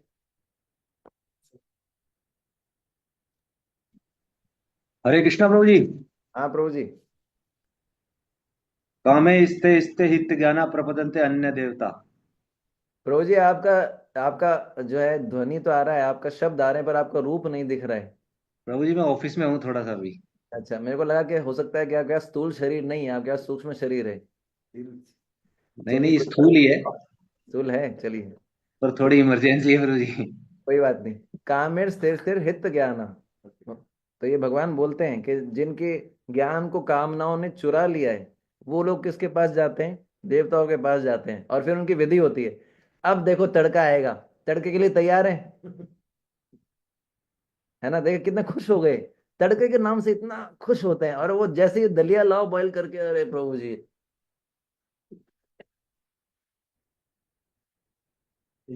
तो बीच में मेरा हेल्थ बहुत खराब हो गया था, तो मैंने बहुत प्रयास किया सुधारी, मतलब हमारे हाथ में क्या, हम प्रयास ही कर सकते हैं। तो मेरे को कई भक्तों ने बोला प्रभु जी आप ज्योतिष सलाह लीजिए। तो हमारे कुछ भक्त हैं जो ज्योतिष सलाह देते हैं। मेरा इच्छा नहीं था, लेकिन मैंने कहा चलो ठीक है, कुछ वक्त पीछे बढ़ गए। नहीं प्रभु जी आपको ज्योतिष के पास जाना चाहिए, क्या पता कुछ हो जाए। ठीक है जी, ज्योतिष के पास जाएंगे। भक्तों के पास गया, भक्त ज्योतिष जो थे उनके पास गया, जो भक्त हैं और ज्योतिष भी देखते हैं। तो एक भक्त ने मेरे को बताया प्रभु जी आपको जो प्रॉब्लम है उसका सॉल्यूशन बताया क्या है। उसका सॉल्यूशन जो है, मतलब अलग अलग सॉल्यूशन बताए, ठीक है ना उसका। और इतने टेक्निकल, जैसे एक सॉल्यूशन बताया गया कि आपको जो है, शायद कौन सा दिन था मेरे को भी पूरा याद नहीं, शनिवार के दिन सूर्यास्त होने के बाद सरसों के तेल में गुड़ के साथ, है ना, पराठा बनाना है। फिर काला कुत्ता ढूंढना है, काला कुत्ता जो है उतने टाइम पे वो मिलेगा, उसको खिलाना है। तो मैंने कहा इसमें कौन सी बड़ी बात है, कर लेंगे जी। अब देखिए प्रैक्टिकली करते तो कितनी समस्या आती है। पहली बात तो वो टाइम पे बनाना मुश्किल, क्योंकि हमारे यहाँ पर कुक नहीं है, हम खुद ही कुकिंग करते हैं, या कभी कांग्रीगेशन डिवोटीज बुलाते हैं। तो पहली बात तो टाइम पे बनाना मुश्किल, बनने के बाद काला कुत्ता ना मिले। काला कुत्ता मिल गया, वो खा नहीं रहा है, ऐसा भी हुआ, कुत्ते को खिला रहा हूँ, खा ले भाई टाइम जा रहा है मेरा, सूर्यास्त होने वाला है, नहीं खा रहा। आप सोचो कितना परेशानी वाली बात है। ऐसे करके फिर वो बोलते हैं कि सुबह सुबह इसी टाइम पे जो है कबूतरों को दाना डालना है। हमको ज्योतिष के पास ज्यादा नहीं जाना, एक्चुअली ज्योतिष के पास जाना नहीं चाहिए, सबसे बेस्ट तो यही है। लेकिन एक एक्सपेरिमेंट करने के लिए मैंने किया, ठीक है ना। अब सोचिए, अब हर देवता की पर्टिकुलर पद्धति है, उसको फॉलो करो, कितना कष्टदायक होता है। एक बार की बात है, वृंदावन में मेरे को जो है कबूतरों को दाना डालने के लिए बोला गया। अब सुबह सुबह जब करने के टाइम में मैं जो है रिक्शे में घूम रहा हूँ, अब कहीं वही मिल ही नहीं रहे कबूतर, ऐसी जगह मिल ही नहीं रहा जहाँ जाना दाना डाल सके। अब मेरे को इतना फ्रस्ट्रेशन हुआ, मैंने कहा इससे बढ़िया तो माला कर लेते, कम से कम 16 माला तो हो जाती। तो ऐसे ही जो है वो देवताओं की पूजा करते हैं, हर देवता की अलग अलग विधि है, और वो इतना आसान नहीं है करना, लेकिन क्या होता है वो करते हैं। बहुत तप अलग, आप 33 करोड़ देवी देवता हैं, आप जानते हैं कितनी विधियां हैं अलग अलग। शनि देव की अलग विधि है, फिर जो है सूर्य देव की अलग विधि है। तो ऐसा करके भगवान बताते हैं, जैसे ही कोई इच्छा करता है किसी देवता की पूजा करने के लिए, भगवान क्या करते हैं, उसकी श्रद्धा को उस देवता में स्थिर कर देते हैं। स तया श्रद्धया, भगवान बोलते हैं, यो ये यायाम तनुम भक्तम श्रद्धाम अर्चिन तुम इच्छति, 7.21, ठीक है ना। और भगवान की कृपा के कारण उसको उस देवता में श्रद्धा आती है, फिर वो पूजा करता है उस देवता के, उसको वरदान प्राप्त होते हैं। लेकिन ऐसे लोगों को भगवान अल्प बुद्धि वाले बोलते हैं। क्यों? क्योंकि जो वरदान उनको देवताओं से मिले हैं वो अल्पकालिक समय के लिए होते हैं। ना तो देवता जो है अमर है, ना वो व्यक्ति अमर है, ना वो वरदान अलग है अमर है। तो यहां पर शब्द आया यजंती इह देवता। इह मतलब इस संसार में, भौतिक संसार में। यजंती मतलब पूजते हैं, किनको? भौतिक संसार के देवता गणों को। प्रभुपाद जी ने 4 अगस्त 1974 को वृंदावन में श्लोक पे प्रवचन दिया था। प्रभुपाद जी बोलते हैं इंद्र चंद्र सूर्य ये सभी देवता गण हैं, ये हमारे समान ही है, जितने भी देवता गण हैं हमारे समान ही जीवात्माएं हैं, ठीक है ना। पर प्रभुपाद जी बोलते हैं कि हम क्या चाहते हैं, हमारी समस्या है कि हम मरना नहीं चाहते। हम क्या चाहते हैं? हम मरना चाहते हैं। कोई मरना चाहता है हम में से? है कोई मरना? कोई भी व्यक्ति मरना नहीं चाहता, मृत्यु के नाम से उसको भय भय लगता है। तो हमारी प्रॉब्लम क्या है? हम मरना नहीं चाहते। तो ये हमारी मेन प्रॉब्लम है। इससे कैसे निकले? किसी भी देवता की पूजा कर लो, क्या मरने से बचा सकते हैं? तो हमारी मेन प्रॉब्लम तो हमने सॉल्व ही नहीं करी। हम क्या करते हैं? हम मरना नहीं चाहते, हम हमेशा अमर रहना चाहते हैं, खुश रहना चाहते हैं। पर कोई भी देवता हमको मरने से बचा नहीं सकता। आप किसी के पास भी चले जाइए, है ना। तो इसलिए प्रभुपाद जी बोलते हैं कि देवताओं की पूजा क्यों करते हैं? भौतिक जगत भी नष्ट हो जाएगा, देवता भी नष्ट हो जाएंगे, आप भी नष्ट हो जाएंगे, है ना। तो और भगवान यही बोलते हैं कि इसलिए जो है क्या, पर लोग क्यों करते हैं? कर्म और सिद्धि, तुरंत कुछ मिल जाएगा उनको। भगवान से प्रेम करने का इच्छा ही नहीं होता। वो सोचते हैं हमको तुरंत कुछ मिल जाए, हम इतना करें हमको तुरंत मिल जाए, तो उनको व्यापार करना है। और आप जानते हैं देवताओं के साथ व्यापार करते हैं, क्योंकि ये चाहिए तो इस पर्टिकुलर देवता के पास जाओ, ये चाहिए तो इस पर्टिकुलर देवता के पास जाइए, ठीक है। फिर जो है यहाँ पर बताया गया है, पर हमारी प्रॉब्लम्स का सॉल्यूशन नहीं होता कितने भी देवताओं के पास चले जाएं, क्योंकि हमारी वास्तविक प्रॉब्लम क्या है? जन्म मृत्यु जरा व्याधि दुख दोषाणु दर्शनम। हमारी समस्या है बूढ़ा होना, हमारी समस्या है बीमार होना, हमारी रियल समस्या है मृत्यु। इसका सॉल्यूशन कोई देवता नहीं दे सकता, ठीक है ना। ना कोई साइंस, मॉडर्न साइंस हमको इससे निकाल सकती है, ठीक है ना। तो इसलिए जो है ऐसे लोग, वैसे ही मनुष्य योनि 84 लाख में से कुछ 4 लाख मनुष्य योनियां हैं, उसमें से भी ऐसे लोग जो है विरले होते हैं जो इन समस्याओं को समस्या मानते हैं रियली में। बाकी लोगों से पूछो समस्या क्या है, जॉब नहीं लगना समस्या है, भ्रष्टाचार समस्या है, ये असली समस्या नहीं है। तो 4 लाख मनुष्यों योनियों में से ऐसे कुछ ही लोग होते हैं जो वास्तव में जन्म मृत्यु जरा व्याधि को समस्या मानते हैं। और इनमें से भी कुछ विरले लोग होते हैं जो इनके सॉल्यूशन के लिए भगवान की शरण लेते हैं, भागवत पुराण की शरण लेते हैं, भगवान की कथाओं को सुनते हैं, ठीक है ना। तो इसलिए जो है यहाँ पर बताया गया है कैसे लोग विरले होते हैं, और बाकी ज्यादातर लोग देवताओं के पास जाते हैं, ठीक है ना। क्योंकि उनके वो अपने इंद्रियों के दास होते हैं। जो मुक्त आत्माएं होती हैं उनको इन भौतिक लाभों से कोई लाभ, कोई आवश्यकता नहीं होती कि मुझे जो है सुंदर पत्नी चाहिए, मुझे जो है अच्छा स्वास्थ्य चाहिए, मुझे ये चाहिए, मुझे वो चाहिए। मुक्त आत्माओं को इसकी आवश्यकता नहीं होती है, उनको ये भार लगता है। पर जो माया के बहिरंगा शक्ति के कंट्रोल में होते हैं वही इस प्रकार के भोगों से आसक्त हो जाते हैं, ठीक है ना। तो भगवान घोषित करते हैं कि जो भौतिकतावादी भौतिक भोग चाहते हैं, या जो ऐसे लोग हैं जो भोग चाहते हैं, जिनके मन में इंद्रिय तृप्ति की भावना है, वो देवताओं के पास जाते हैं और वो जो है तुरंत कुछ चाहते हैं। तो इसलिए वो जो है व्यापार करना चाहते हैं, फिर वो अपनी इच्छा के अनुसार उनसे कुछ पर्टिकुलर देवता के पास जाते हैं, उनसे मांगते हैं और उनका प्रोसेस को फॉलो करते हैं। ठीक है ना। तो प्रभुपाद जी बोलते हैं ऐसे कुछ लोग भी हैं जो इसका प्रचार भी करते हैं। प्रभुपाद जी उन ऐसे लोगों को तो मूर्ख बोल रहे हैं जो देवताओं के पास जाते हैं, ऐसे लोगों को भी मूर्ख बोल रहे हैं जो ओपनली ऐसे ऐसे लोगों के नेता बनते हैं और उनका प्रचार करते हैं, खुल के प्रचार करते हैं कि किसी की पूजा करो एक सही फल मिलेगा।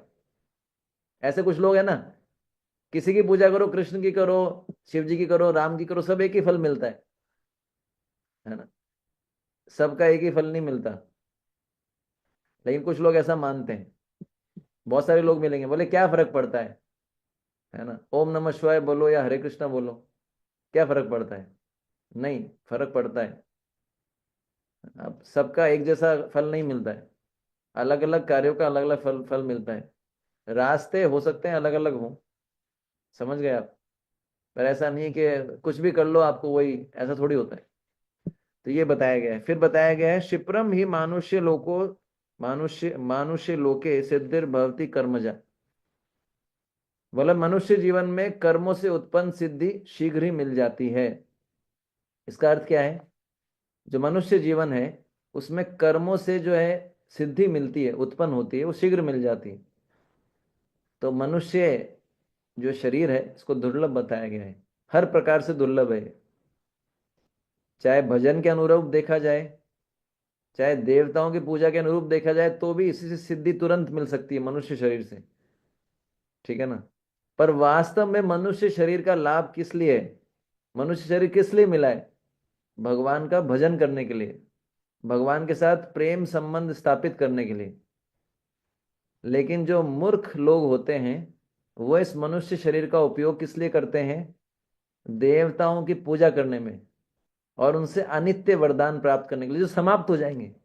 मैं अभी उदाहरण दूंगा आपको आगे, एक ऐसे एक जो है असुर का उदाहरण दूंगा जिसने वरदान लिया था, तो आपको और क्लियर समझ में आएगा। ठीक है ना। तो वो देवताओं की पूजा करते हैं, इस जन्म में उनसे इच्छित वरदान प्राप्त कर लेते हैं। इच्छित वरदान प्राप्त करके क्या होता है, जब उनकी मृत्यु होती है वो वरदान उन्हीं के साथ खत्म। तो मनुष्य जीवन को ऐसा वेस्ट नहीं करना चाहिए। हमारे को जो समय मिला है, बहुत एक एक क्षण बड़ा कीमती है। कभी हमको सोचना चाहिए, ऐसा बैठना चाहिए, इंट्रोस्पेक्शन करना चाहिए कि मेरी 40 साल उम्र हो चुकी है, मेरी 50 साल उम्र हो चुकी है, क्या मेरे अंदर अभी कृष्ण कृष्ण के प्रति आकर्षण आया है? क्या मृत्यु के समय मृत्यु के कष्ट को मैं बर्दाश्त कर पाऊंगा या कर पाऊंगी? क्या मेरी तैयारी हो गई? अगर आप एनालिसिस करेंगे ना तो आपको बहुत घबराहट होगी, आपको डर लगेगा।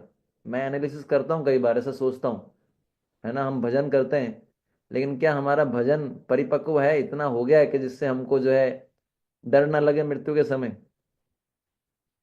बताइए। तो हमारे पास ज्यादा टाइम नहीं है, 60-70 साल का उम्र है। उसमें से भी जो है, अब मेरे को आपका उम्र नहीं पता, लेकिन कुछ कह नहीं सकते कभी कौन जाएगा, लेकिन टाइम बहुत कम है। इस कम टाइम को फुल फोकस फुल इंटेंसिटी के साथ भजन में लगाना चाहिए, और इधर उधर का नहीं, केवल कृष्ण। ऐसा नहीं कि साथ साथ में थोड़ा शनिदेव का भी भजन कर लेते हैं। भजन शब्द शनिदेव के लिए यूज ही नहीं होता। ऐसा नहीं कि थोड़ा इनका भी भजन कर लेते हैं या इनकी भी पूजा कर लेते हैं। केवल कृष्ण, फुल फोकस के साथ, फुल कन्विक्शन के साथ।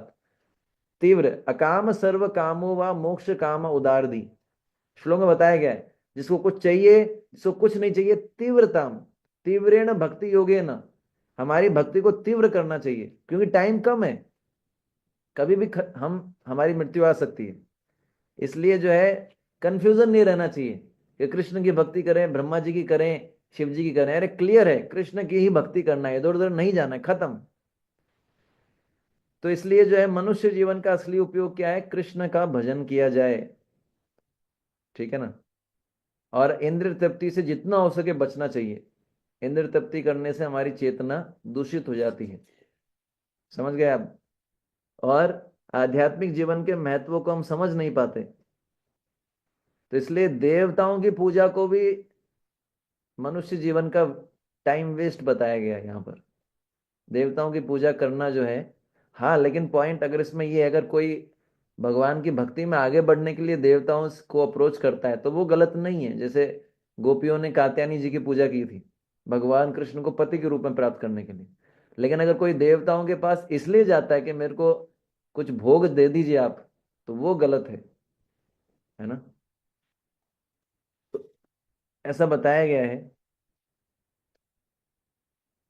भगवान कृष्ण जो है इस प्रकार के भौतिक वरदान नहीं देते, इसलिए लोग डरते हैं कृष्ण के पास जाने से। उनको पता है कि कृष्ण इतनी आसानी से देंगे नहीं वरदान भौतिक इंद्रिय तृप्ति के, है ना।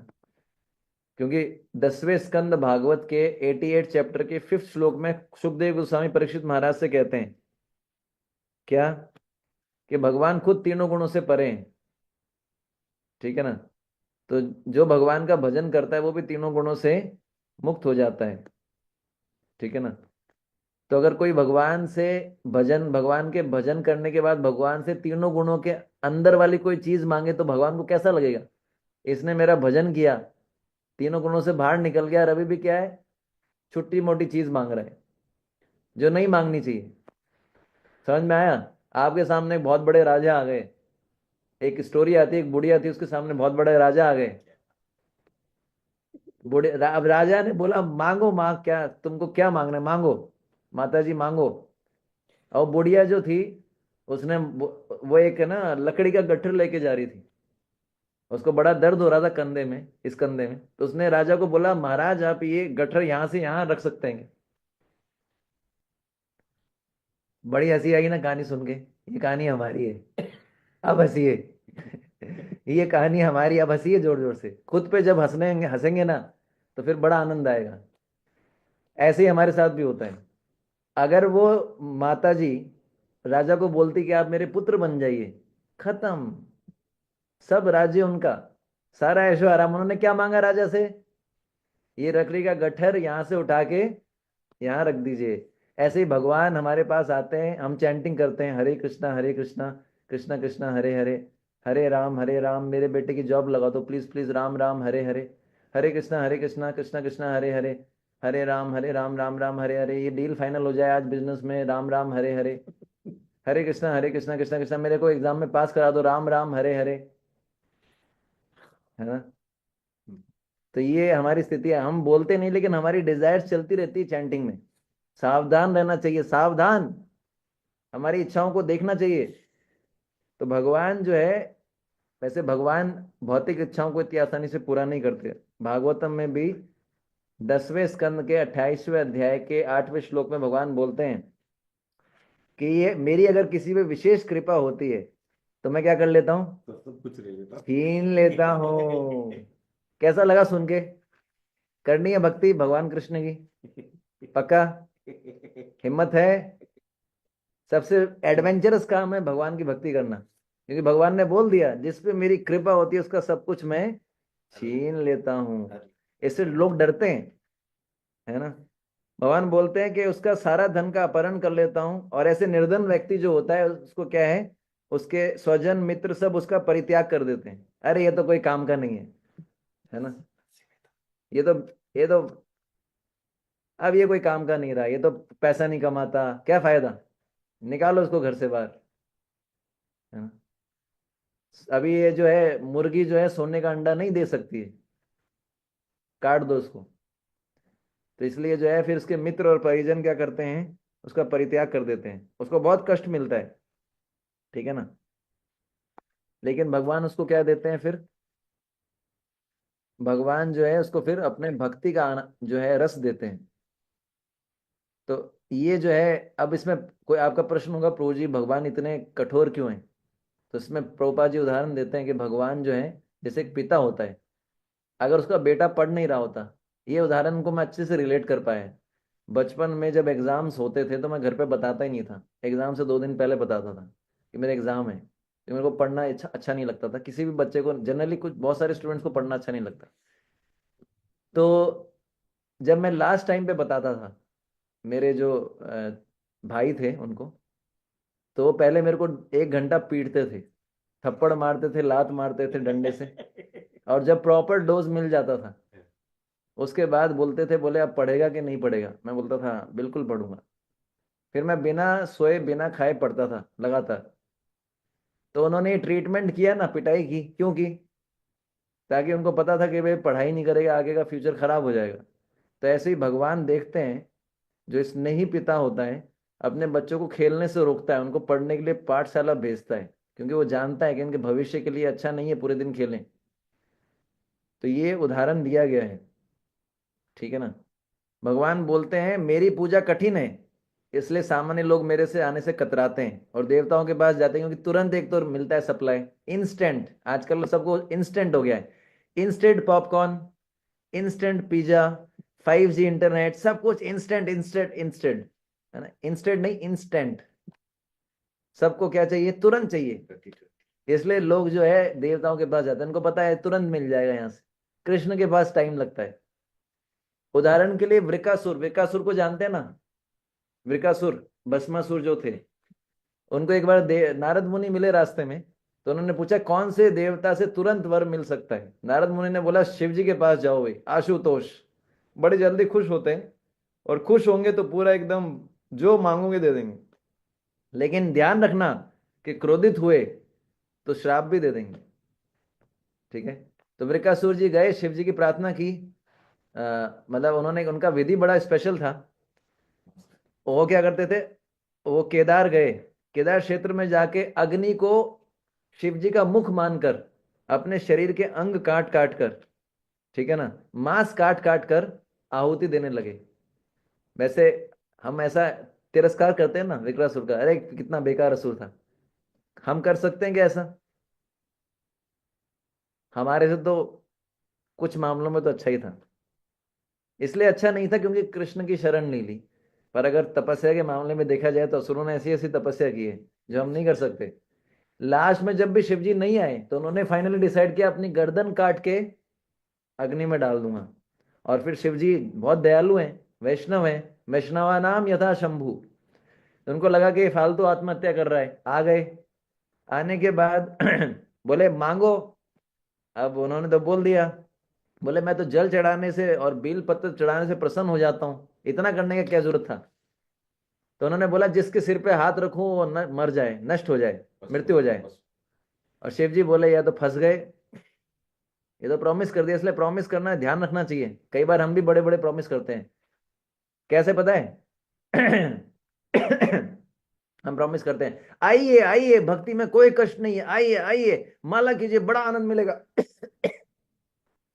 वो बेचारा आता है, माला शुरू करता है, उसका धंधा फेल, उसके घर वाले उसके साथ ऐसी ऐसी हालत करते हैं, बोलता है अरे ये तो कुछ और ही था, है ना। आप समझ रहे हैं? इसलिए बहुत कई बार बहुत बड़े बड़े प्रॉमिस नहीं करने चाहिए। एक डिवोटी ने, चलिए छोड़िए लंबा हो जाएगा, फिर आप बोलेंगे प्रभु नहीं जी नहीं, के, बोलिए बोलिए बोलिए बोलिए। नहीं अभी आगे चलेंगे, नहीं नहीं। नहीं तो ऐसा बोलिए। करके जो शिव जी जो है उन्होंने अत्यंत चिंतित हो गए। चिंतित होने के बाद अब क्या करेंगे, भस्मासुर ने बोले ठीक है, उन्होंने दे दिया। उनको थोड़ी पता था कि भस्मासुर तो मेरे पे एक्सपेरिमेंट करेगा। याद रखिएगा, जिनको हम प्रचार करते हैं ना, एक दिन वही हमारे सिर पे हाथ रखने के लिए तैयार हो सकते हैं। ये हुआ है प्रैक्टिकली। इसलिए आसक्ति नहीं रखनी चाहिए। जिनको हम प्रचार करके भक्ति में लाते हैं ना, हमको लगता है अरे ये व्यक्ति मेरे साथ ऐसा क्यों कर रहा है, ऐसा होता है। इनको भस्मासुर कैटेगरी वाले भक्त बोलते हैं, समझ गए। आपने हो सकता है किसी भक्त को बहुत मदद किया हो और वही आपका एंटी हो जाए, ये भी हो सकता है। वो आपको क्रिटिसाइज करे, ऐसा हो सकता है। मैं प्रीचिंग के एक्सपीरियंस से बता रहा हूँ आपको। तो शिव जी जो है भयभीत हो गए और भागे। क्षीर सागर में भगवान कृष्ण के निकट पहुंचे। भगवान कृष्ण ने एक ब्रह्मचारी का रूप लिया और असुर के सामने आ गए, है ना। और बोले बोले अरे शिव जी के वरदान को इतना सीरियसली लिया आपने, कुछ नहीं है, ऐसे झूठ बोलते हैं वो, है ना। बोले ऐसा होता तो आप अपने सिर पे रख के देख लो, ट्राई करके देख लो, कुछ नहीं होगा, मैं बता रहा हूँ। बस वो, अब भगवान इतना ब्रह्मचारी का वेश, वामन भगवान का वेश बना के आए थे, इतने सुंदर। मधुर वाणी। अब भगवान कुछ बोलेंगे तो कैसे, वो तो बोला ठीक है, उसने ट्राई किया, हो गया काम। हरि बोल। तो शिव जी जो है संकट से मुक्त हो गए। तो जो कृष्ण का भजन नहीं करते और देवताओं के पास जाते हैं, उनका एक प्रॉब्लम आता है कि जब उनको कोई वरदान मिल जाता है, जब उनकी इच्छा की पूर्ति होती है, तो उसके बाद वो क्या करते हैं, देवताओं का, साधुओं का, भक्तों का अपमान करते हैं, तिरस्कार करते हैं, उनका अहंकार बढ़ जाता है। तो इसलिए उनके लिए नुकसानदायक ही है किसी भी प्रकार से देवताओं के पास जाएं, चाहे उनकी इच्छा पूरी भी हो जाए तो भी बाद में उनका जो है, आप देखेंगे वृकासुर ने इतनी मेहनत की, इतनी तपस्या की, क्या मिला उसको, वरदान मिला, पर कितना सस्टेन कर पाया।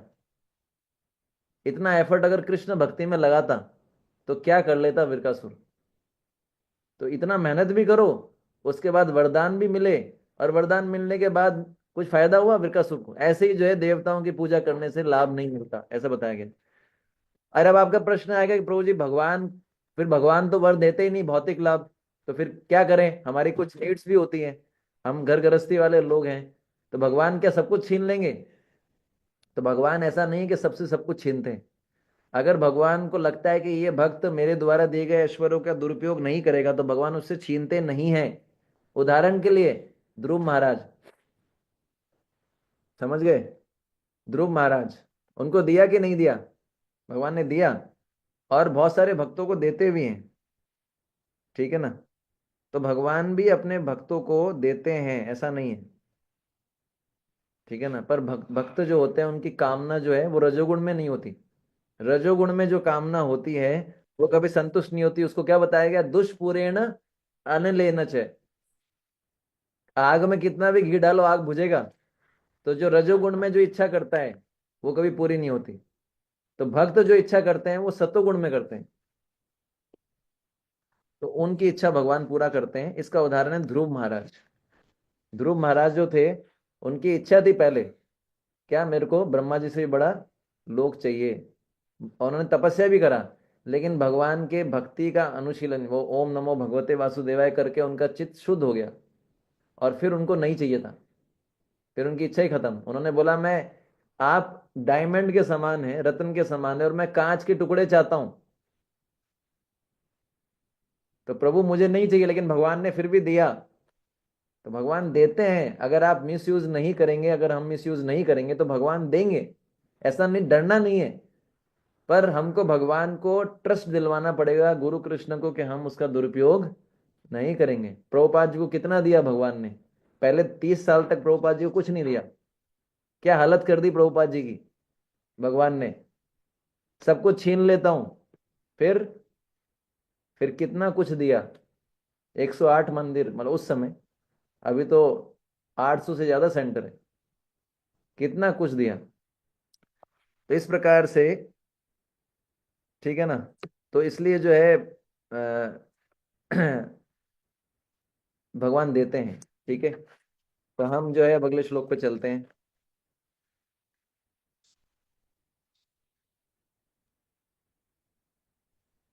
चातुर्वर्ण्य मया सृष्टम चतुर्वर्णे मया सृष्टम गुण कर्म विभागशः गुणकर्म विभागशः कर्म विकास तस्य कर्तारम् अपि मां तस्य तस्य कर्तारमपि इमाम विद्धि अकर्तारम् अव्ययम्।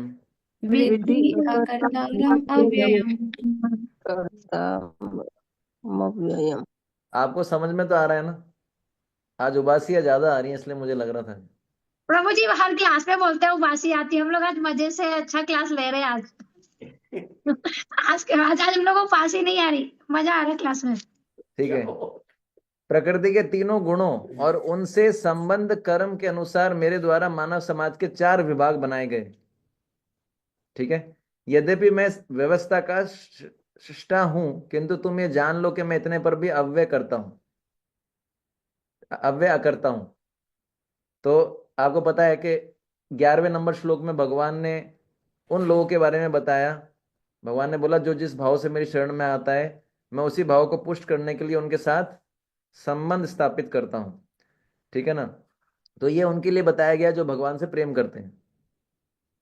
फिर 12वें नंबर श्लोक में भगवान ने उन लोगों के लिए बताया जो भगवान से प्रेम नहीं करते, जो देवताओं के पास जाते हैं, ठीक है ना, अपनी भौतिक कामनाओं की पूर्ति के लिए, ठीक है। तो उनकी भौतिक कामनाओं की पूर्ति हो जाती है इस जीवन में, लेकिन कृष्ण प्राप्ति नहीं होती। 11वें नंबर श्लोक में जो लोग हैं उनको कृष्ण प्राप्ति होती है, उनकी भौतिक कामनाएं नहीं होती। 12वें नंबर श्लोक में जो लोग जिनके बारे में बताया गया है उनको भौतिक कामनाएं होती हैं, कृष्ण प्राप्ति नहीं होती। अब एक तीसरा कैटेगरी भी है ना। तो ऐसे भी लोग, कुछ लोग होते हैं जिनको कृष्ण से प्रेम नहीं है। वो कृष्ण से 11वें नंबर श्लोक के अनुसार वो कृष्ण से प्रेम नहीं कर सकते, और उनको ये भी पता है, ये एक्चुअली क्या है देखा जाए ना, ये हमारी स्थिति है। इस श्लोक में 13 में ये हमारी स्थिति के अनुसार बताया गया है। क्या हम में से किसी को कृष्ण के प्रति प्रेम है? क्या लगता है आपको? हम उस प्रोसेस में, हो सकता है थोड़ा बहुत कम, बहुत मुश्किल, पर इन जनरल माना जाए कि तो ऐसे लोग रहते हैं जिनको कृष्ण से प्रेम नहीं, उनको कृष्ण से प्रेम नहीं करना है, या उनको पता नहीं कृष्ण से प्रेम करना चाहिए। ऐसे भी लोग हैं जो कृष्ण से ना तो प्रेम कर सकते हैं, पर उनको भौतिक बंधन में भी नहीं पड़ना है। तो जो श्लोक नंबर 12 में जो लोग बताए गए हैं वो देवताओं के पास जाते हैं, भौतिक बंधन में फंस जाते हैं। भौतिक बंधन मतलब वो कर्म करते हैं, उसका फल उनको भुगतना पड़ता है, यह है बंधन। और 11वें नंबर श्लोक में उन लोगों के बारे में बताया गया है जो भौतिक बंधन में नहीं पड़ते, कृष्ण से प्रेम करते हैं। अब ना तो हम कृष्ण से प्रेम करते हैं और ना हम भौतिक बंधन में फंसना चाहते हैं, तो कोई बीच का रास्ता है क्या? तो वो श्लोक में बताया गया है क्या हम अपने जीवन निर्वाह के साथ साथ कृष्ण को प्रसन्न भी कर सकें और अपनी भौतिक कामनाओं से भी मुक्त हो सकें। एक तरफ तो भगवान ने उन लोगों के बारे में बताया 12वें नंबर श्लोक में जो भौतिक कामनाओं से ग्रस्त हैं। 11वें नंबर श्लोक में भगवान ने उन लोगों के लिए बताया जिनमें भौतिक कामनाएं नहीं है। अब बीच के ऐसे भी लोग होते हैं जिनको जो है भगवान से प्रेम भी नहीं हुआ अभी, और जो भौतिक कामनाओं के चक्कर में भी नहीं पड़ना चाहते, जो जानते हैं इसका नुकसान भौतिक बंधन का, लेकिन उनकी इच्छाएं भी हैं अभी। तो ऐसे लोगों के लिए भगवान कह रहे हैं कि मैंने 4 प्रकार के वर्णों की रचना की, और इस वर्णों में जो जिस प्रकार का है उसी वर्ण के अनुसार वह भगवान की, परमेश्वर की पूजा करता है। ठीक है ना। तो हम शुरू करते हैं श्लोक को। चातुर्वर्ण्य मया सृष्टम गुण कर्म विभागशः, है ना। तो भगवान बोल रहे हैं 4 प्रकार के वर्ण मैंने बनाए हैं। तो ये भगवान ने बनाए हैं और ये भगवान की सेवा के लिए बनाए गए हैं। हर वर्ण के मनुष्य को यह सोचना चाहिए कि मैं अपने वर्ण के कार्यों से कृष्ण को कैसे प्रसन्न करूं। श्रीमद् भागवतम के पहले स्कंद के दूसरे अध्याय के 13वें श्लोक में सूत गोस्वामी बोलते हैं, है ना, समसिद्धिम हरितोषणम, अपने कार्यों से हर वर्ण के व्यक्ति को कृष्ण को प्रसन्न करना चाहिए। इसी कार्य से, यही जो है वर्णाश्रम का लक्ष्य है। ठीक है ना। और फिर पहले स्कंद भागवत के दूसरे अध्याय के 8वें श्लोक में और भी सुंदर चीज बताई गई है। बताया गया है कि सूत गोस्वामी जी बोलते हैं कि अगर हमने अपने अपने वर्ण के अनुसार कार्य किया अच्छे से, पर अगर कृष्ण प्रसन्न नहीं हुए या हमारी कथाओं में रुचि नहीं हुई, तो इसको क्या बोलते हैं? श्रमेभि केवलम विश्वक्षेव कथासूये न उत्पादे यदि रतिम श्रमेभि केवलम। हमने बहुत अच्छे से कार्य किए, सब किया, लेकिन कथा में रुचि नहीं है, विश्वक्षेत्र कृष्ण, है ना। भजन में रुचि नहीं है, भोजन में रुचि है। संडे लव फीस्ट, फीस्ट से लव, है ना। यहां पर ऐसा भी लिख सकते थे, लव लेक्चर, लव फीस्ट की जगह, लेकिन फीस्ट ही क्यों आया? क्योंकि भोजन से ज्यादा नहीं, भजन से ज्यादा भोजन में रुचि होती है। ठीक है। तो इसके कहने का अर्थ है कि अल्टीमेट लक्ष्य क्या है? हम जिस भी वर्ण, जिस भी आश्रम में कृष्ण को प्रसन्न करना चाहिए। तो भगवान ने बोले 4 वर्ण मैंने बनाए हैं, इन वर्णों का लक्ष्य क्या है? मुझे प्रसन्न करना। और ये 4 वर्ण जन्म के अनुसार नहीं है। प्रभुपाद जी ने श्लोक पे लेक्चर दिया था न्यूयॉर्क में 29 जुलाई 1966। प्रभुपाद जी बोलते हैं कि ऐसा नहीं कि ब्राह्मण का बेटा ब्राह्मण कहलाएगा, प्रशिक्षण लेना पड़ेगा। वकील का बेटा वकील बिना एग्जाम दिए, बिना परीक्षा पास किए, ट्रेनिंग लिए नहीं माना जाता। तो ये जन्म के अनुसार नहीं है, ये क्या है? गुण कर्म विभागशः, आपको योग्यता अर्जित करनी पड़ेगी। तो गुणों के अनुसार कर्मों का विभाजन होता है। आपको पता है 3 प्रकार के गुण हैं, कौन कौन से? सतोगुण, रजोगुण और तमोगुण। ठीक है, इन तीनों गुणों से 4 कर्म उत्पन्न होते हैं। कैसे? सतोगुण, जो जिनमें सतोगुण प्रधान होता है उनको ब्राह्मण बोला जाता है। जिनके अंदर रजोगुण और सतोगुण मिक्सचर होता है उनको बोला जाता है क्षत्रिय। जिनके अंदर रजोगुण और तमोगुण मिश्रित होता है उनको बोला जाता है वैश्य। जिनके अंदर केवल केवल तमोगुण होता है उनको बोलते हैं शूद्र।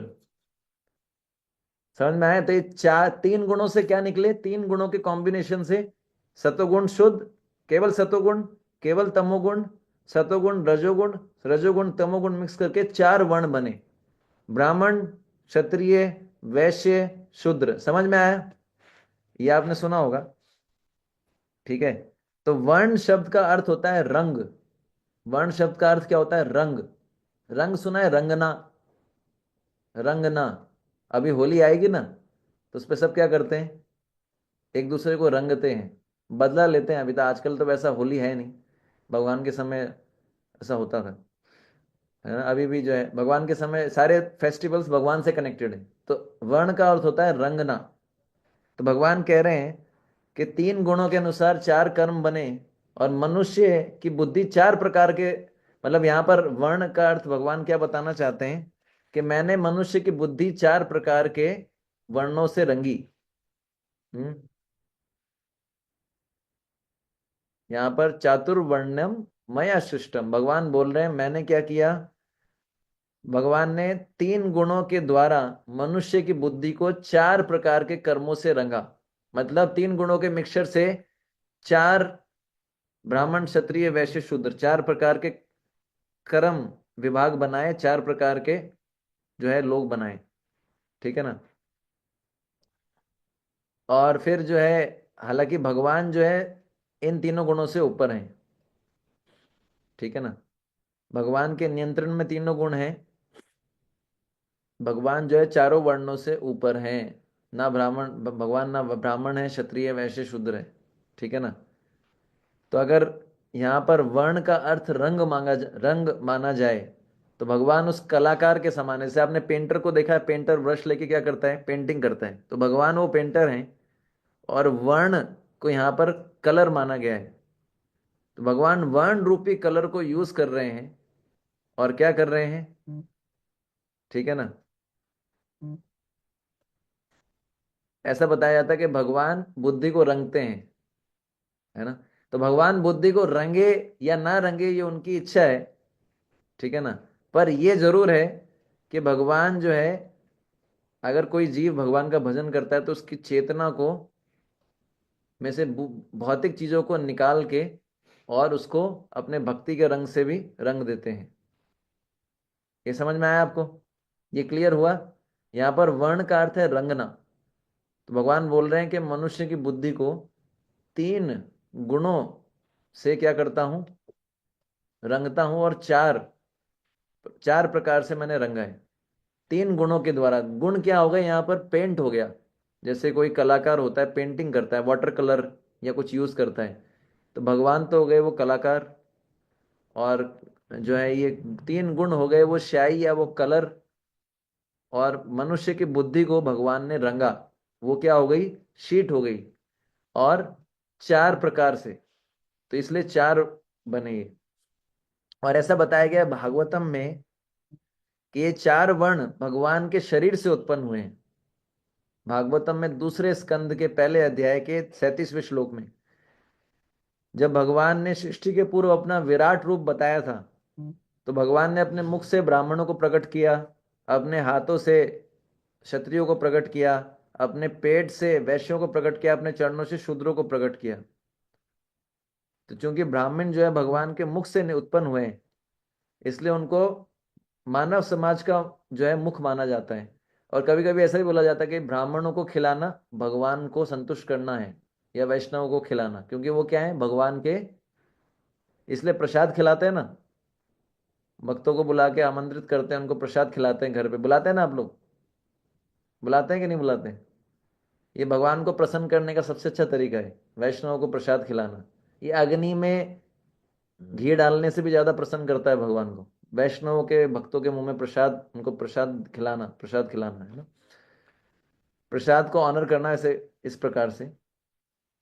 तो भगवान जो ब्राह्मण है वो भगवान के मुख से उत्पन्न हुए हैं, मैंने बताया। और मुख जो है मतलब गले से ऊपर का भाग, उसमें आंख भी है, कान भी है, नाक भी है इत्यादि। तो हम देखते हैं सारे शरीर के अंदर जो सिर होता है वो सबसे इंपॉर्टेंट है। बिना हाथ का व्यक्ति सरवाइव कर सकता है, देखे ना, बिना हाथ के व्यक्ति, बिना पैर के व्यक्ति भी देखे हैं ना, जो उस पर चलते हैं, यूज करते हैं सपोर्ट को, ठीक है। ऐसे भी व्यक्ति देखे होंगे जो सॉलिड नहीं खा पाते, उनके यहाँ पर कुछ वो डालते हैं, डायरेक्ट ड्रिप चढ़ाते हैं, वो खा नहीं सकते कुछ, उनका पेट खराब होता है। पर ऐसा व्यक्ति देखा है जिसका गर्दन नहीं है। तो इसलिए चारों इंपॉर्टेंट हैं, लेकिन चारों में से सबसे ज्यादा इंपॉर्टेंट कौन है? ब्राह्मण। बिना हाथ मतलब बिना क्षत्रिय, बिना पैर मतलब बिना शूद्र, बिना पेट मतलब बिना वैश्य। सरवाइव फिर भी हो सकता है, पर बिना सिर के, बिना ब्राह्मणों के। क्योंकि ब्राह्मण लोग क्या करते हैं? शास्त्र पढ़ते हैं, यजन याजन पठन पाठन, खुद पढ़ते हैं दूसरों को पढ़ाते हैं, खुद यज्ञ करते हैं दूसरों को यज्ञ कराते हैं। यज्ञ मतलब संकीर्तन यज्ञ, खुद चैंटिंग करते हैं। हमारा काम यही है। प्रभुपाद जी बोलते थे हमने इस्कॉन की रचना इसलिए की है ताकि हम ब्राह्मण बना पाए। सतयुग के अंदर ब्राह्मण बहुत ज्यादा होते थे, इसलिए बैलेंस था। सतयुग में ब्राह्मण प्रधान थे, लेकिन फिर आया त्रेता, उसमें क्षत्रिय प्रधान हो गए। तो ब्राह्मणों का बैलेंस बनाने के लिए बहुत सारे क्षत्रियों को ब्राह्मण वाले काम करने पड़े ट्रेनिंग के द्वारा। ऐसे आता है द्वापर, द्वापर में क्या हो गया? वैश्य ज्यादा हो गए, तो वैश्य भी ट्रेनिंग के द्वारा ब्राह्मण बनने लगे। और कलयुग में शूद्र ज्यादा है, कलो शूद्र संभवा। शूद्र का लक्षण क्या है? उसको पैसा दोगे तो वो कहाँ जाएगा? दारू की दुकान पे जाएगा, या अपनी इंद्रिय तृप्ति में उड़ाएगा, या वैश्यालय में जाएगा। उदाहरण के लिए बता रहा हूं, वो अपनी इंद्रिय तृप्ति के लिए पैसा यूज करेगा, ये शूद्र का लक्षण है। अब आपको क्या लगता है कलयुग में ज्यादातर लोगों को पैसा मिलता है, वो किस लिए यूज करते हैं? तो इसलिए क्यों बोला गया है कलो शूद्र संभवा? इसलिए बोला गया है। तो कलयुग में ज्यादातर लोग शूद्र हैं, लेकिन इसलिए उनको भी ट्रेनिंग के द्वारा, क्योंकि ब्राह्मणों का बैलेंस होना चाहिए ना, तो इसलिए उनको ट्रेनिंग के द्वारा ब्राह्मण बनाया जा सकता है। तो ये हरे कृष्णा आंदोलन जो है, आपको मेडिकल की ट्रेनिंग के लिए जो है कॉलेजेस हैं, एम्स है या रीजनल कॉलेज है। इंजीनियरिंग की ट्रेनिंग के लिए कॉलेज है। ऐसा कोई कॉलेज है क्या जो ब्राह्मण बनाना सिखाता हो? International society for Krishna consciousness, यहाँ ट्रेनिंग दी जाती है कि भाई ब्राह्मण का लक्षण है क्या है वो श्लोक? यजन या नहीं, वो समदम तपस्शौचम शांतिर आर्जवम एव च ज्ञानम विज्ञानम अस्तिक्यम ब्रह्म कर्म स्वभावजम। कि ब्राह्मण के काम क्या है? समदमस, इंद्रियों को नियंत्रित करना इत्यादि। तो हम डिटेल में नहीं जाएंगे, श्लोक गीता में है, ठीक है ना। तो ब्राह्मण का काम क्या है? शास्त्र पढ़ना, समाज को गाइड करना, कैसे भाई रूल करना है, क्षत्रियों को गाइड करना। क्षत्रिय जो राजा होते थे ब्राह्मणों से गाइडेंस लेते थे। क्षत्रियों का काम क्या है? बाजुओं का काम क्या है? प्रोटेक्शन देना, बाजुओं का, हाथों का, अपने शरीर को कोई नुकसान ना पहुंचाए।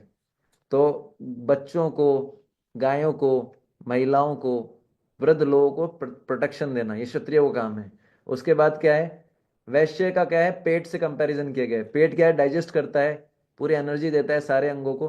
उसी प्रकार से क्षत्रिय क्या करते हैं? फसल उगाते हैं, खेत, कृषि, गोरक्षा, वाणिज्यम, गाय की रक्षा करते हैं। दूध और अन्न के बिना कुछ हो सकता है? तो वो उनका भी रोल है। और शूद्र क्या करते हैं? पैरों से तुलना की गई है, बाकी वर्णों की सेवा करते हैं। तो ये बैलेंस है। तो भगवान बोल रहे हैं चातुर्वर्ण्यम। भगवान बोल रहे हैं कि मैंने केवल वर्णों की रचना नहीं की, मैंने इन वर्णों की व्यवस्था को भी सेट किया है। मतलब मैंने वर्ण तो बना दिए, लेकिन वर्ण बनाने के साथ साथ कैसे ये वर्ण आपस में कॉपरेट करेंगे, इसका व्यवस्था भी मैंने किया है, ठीक है ना। जैसे हमारे शरीर के 4 अंग हैं,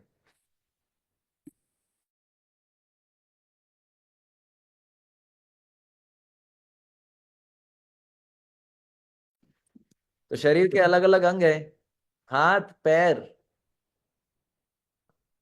और मुख और पेट, सब एक दूसरे को कॉपरेट करते हैं कि नहीं करते? हाथ बोले मैं क्यों पेट को दूं, मैं खुद खाऊंगा, तो भैया खा के दिखाओ। हाथ कॉपरेट करता है, पेट को रसगुल्ला डालता है, फिर पेट से जो है एनर्जी मिलती है किसको? हाथ को। एक दूसरे को कॉपरेट कर रहे हैं कि नहीं कर रहे?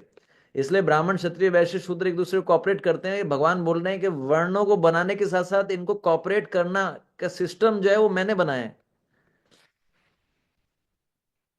तो अगर ये चारों वर्ण कृष्ण को केंद्र बनाए तो मानव समाज में शांति और सद्भाव रहेगा। पर अभी क्या प्रॉब्लम हो रहा है? ब्राह्मण, ये तो ब्राह्मणों ने भी मिसयूज किया अपनी पावर का। इसलिए जो है आप देखते हैं हर कोई ब्राह्मण बन गया जनेऊ पहन के। मैं यहाँ पर एक व्यक्ति से मिला था, वो बोला कि हम ब्राह्मण हैं। मैंने उनको अपने संडे प्रोग्राम के लिए इनवाइट किया। बोले हम मिष्टान प्रिय, मिष्टान प्रिय ब्राह्मण हैं। और वो तंबाकू खा रहा था, उसने अपना जनेऊ दिखाया और तंबाकू भी खा रहा था। तो आजकल जो है ऐसा स्थिति है।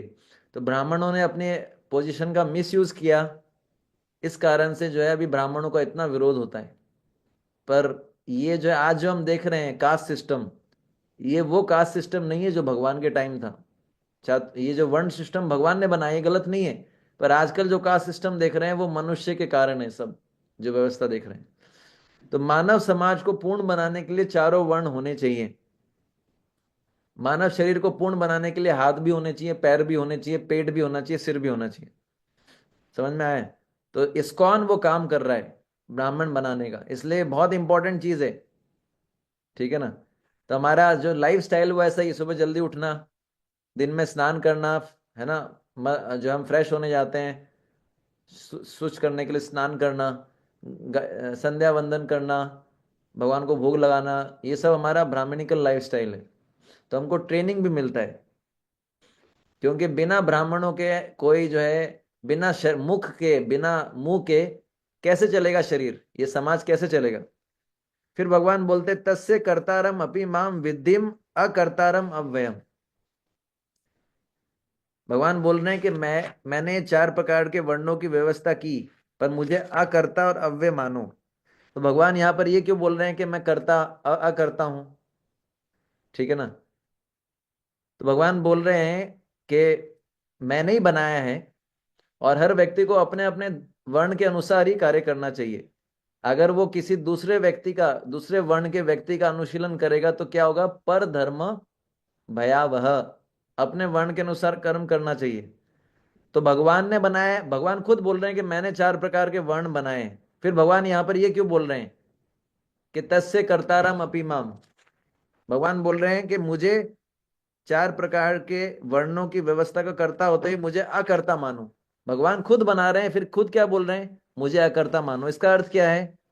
इसका अर्थ यह है कि भगवान बोल रहे हैं कि भगवान इन वर्णों में नहीं आते। जैसे राजा जो है, जो नियम बनाता है, राजा उन नियमों के अंडर में नहीं आता, वो प्रजा के लिए। भगवान ने 4 वर्ण बनाए हैं, लेकिन भगवान इनके अंडर में नहीं आते। इसलिए भगवान बोल रहे हैं मुझे अकर्ता समझो। मैंने वर्ण बनाए, लेकिन मैं इन वर्णों के अंदर में नहीं आता। ठीक है ना? तो कोई सोच सकता है कि भगवान तो क्षत्रिय थे, वसुदेव जी के उसमें आए थे। ठीक है ना? तो ये भगवान बोल रहे हैं कि मेरा जन्म कर्म दिव्य है। मैं क्षत्रिय परिवार में आया, लेकिन मैं क्षत्रिय नहीं हूं। मैं इन तीनों गुणों से ऊपर हूं। मेरे अंदर रजोगुण नहीं है, मेरे अंदर सत्वगुण रजोगुण मिश्रित नहीं है। मैं तीनों गुणों से ऊपर हूं। और जो भगवान के शरणागत भक्त होते हैं वो भी 4 वर्णों के अंडर में नहीं आते। भगवान एक तरफ तो बोले हैं कि हर व्यक्ति को अपने वर्ण के अनुसार कार्य करना चाहिए। अगर कोई दूसरे को इमिटेट करता है तो वो, मैं उसको भयभीत, मैं, मेरे द्वारा उसको भय प्रदान किया जाता है। लेकिन भगवान ये भी बोल रहे हैं क्या? लेकिन जो मेरे शुद्ध भक्त होते हैं वो किसी भी वर्ण में कार्य करें, मेरे को उससे फर्क नहीं पड़ता। शुद्ध भक्तों की बात अलग है। ऐसे फॉर एग्जाम्पल हनुमान जी, हनुमान जी वानर थे, जामवन जी रीछ थे। ये कौन से वर्ण में थे बताइए आप? ठीक है ना? प्रहलाद महाराज जो थे वो असुर परिवार में पैदा हुए थे, विभीषण राक्षस कुल में पैदा हुए थे। तो पर ये जो है ये वर्ण व्यवस्था से परे हैं, ये शुद्ध हैं। भगवान के ये सब है ना, ये भगवान के शुद्ध भक्त शरणागत जो भक्त होते हैं वो भी 4 वर्णों के अंडर में नहीं आते, है ना। और एक, हाँ, एक अकर्ता। अकर्ता का अर्थ क्या है? भगवान बोलते हैं क्या कि मैंने 4 वर्णों की रचना की फिर भी मैं अकर्ता हूं। इसका एक और उदाहरण देते हैं, बस 2-3 मिनट ही लूंगा, मैं जानता हूं अब आप मेरा गुणगान करना चाहेंगे थोड़ी देर में, तो इसलिए जो है भगवान बोलते हैं, बोले कि शास्त्र मुझे निष्क्रिय अकर्ता बताते हैं। तो निष्क्रिय का अर्थ क्या है कि मैं डायरेक्टली कुछ नहीं करता, मेरे जो विस्तार हैं वो सब कुछ करते हैं, मैं क्या करता हूं, मैं केवल जो है मेरे जो भक्त हैं उसमें ये शिव जी के साथ भगवान का जो है आदान, वो है वार्तालाप है, ये है पाताल खंड पद्म पुराण से। उसमें भगवान शिव जी को बोलते हैं, भगवान कृष्ण बोले मैं अकर्ता हूं, मैं स्वयं कुछ नहीं करता, मेरा तो एक ही काम है, क्या, गोपियों के साथ आदान प्रदान करना, उसमें भी मेरी प्रिय है श्रीमती राधिका, मैं तो इन्हीं के साथ रहता हूं। तो बोले ये 4 वर्ण किसने बनाए? ये शिरोदक्षाय विष्णु ने बनाए, मैं डायरेक्ट नहीं बनाता, है ना। भगवान बोलते हैं इसलिए मैं करता हूं कि भगवान डायरेक्ट कुछ नहीं करते, भगवान के अंश विस्तार ये करते हैं, इसलिए भगवान बोल रहे हैं। और भगवान बोल रहे हैं मैं अव्यय हूं। अव्यय का अर्थ है जो व्यय नहीं होता, जो खर्च नहीं होता। भगवान बोलते हैं ये वर्ण बनाने के बाद भी मैं वैसा का वैसा हूं, मेरी शक्ति में कोई कमी नहीं आई है। आप समझ गए? अव्यय, जो व्यय नहीं होता। अगर हम कुछ करते हैं तो हमारे को बहुत परिश्रम लगता है ना, हमारी एनर्जी व्यय होती है। भगवान थकते नहीं है। भगवान ने इतना अच्छा योजना बनाया, लेकिन भगवान अव्यय हैं, उनकी शक्ति में कोई कमी नहीं आई। ठीक है ना। ओम पूर्णमदा पूर्णमिदम पूर्णात् पूर्णमुदच्यते पूर्णस्य पूर्णमादाय। ठीक है ना। ठीक है, बताने को तो और कुछ है, लेकिन हरे कृष्णा कृष्णा कृष्णा हरे हरे, हरे राम राम राम हरे हरे। देखिए 9:11 पे आज मैंने खत्म कर दिया। पुरस्कार दे क्या? हाँ, पुरस्कार देना चाहिए, आवाज। नोबेल प्राइज देना चाहिए। जिस दिन मैं 9 बजे खत्म कर दूंगा उस दिन तो मुझे और बड़ा पुरस्कार देना चाहिए। हम होंगे कामयाब एक दिन, मन में है विश्वास, पूरा है विश्वास, एक दिन क्लास खत्म होगी 9 बजे, होगी शांति चारों ओर उस दिन। ठीक है ना। हरे कृष्ण। उम्मीद करता हूं आपको कोई डाउट नहीं होगा, हमने बहुत डिटेल में डिस्कस किया। फिर भी अगर आप, वो आपकी इच्छा है, अगर कोई क्वेश्चन पूछना चाहे, मैंने अपना पार्ट खत्म कर दिया। प्रभु जी, जैसे क्विक हो रहा था आज थोड़ा, तो जो भाव के धरातल आपने बताया वो पॉइंट्स मुझसे मिस हो गए हैं, अगर आप एक बार उनको फिर रिपीट कर दें तो। भाव के धरातल। जी प्रभु जी, हेलो। मैं अनर्थ निवृत्ति निष्ठा और उसके आगे थोड़ा लिख पाई, मेरा शुरू में मिस हो गया थोड़ा। सबसे पहले श्रद्धा। श्रद्धा किसी में होगी, किसी के अंदर भगवान के प्रति श्रद्धा होती है, विश्वास होता है कि नहीं भगवान मेरी मदद करेंगे, तो वो क्या जाएगा, जैसे साधु मेरी मदद करेंगे, तो श्रद्धा के बाद अगला स्टेप आता है साधु संग। वो साधु के पास जाएगा, मंदिर आएगा। उसके बाद तीसरा स्टेप आएगा, साधु के पास जाएगा तो साधु क्या बोलेंगे, अरे हरे कृष्णा जपो, गीता पढ़ो, तो भजन क्रिया। थर्ड स्टेप है भजन क्रिया। फिर भजन क्रिया करेगा, है ना। क्या करेगा, विम बार से अपनी कढ़ाई को धोएगा तो उसमें से मैल निकलेगा, उसका हृदय साफ होगा, भजन क्रिया, तो उसको बोलते हैं अनर्थ निवृत्ति।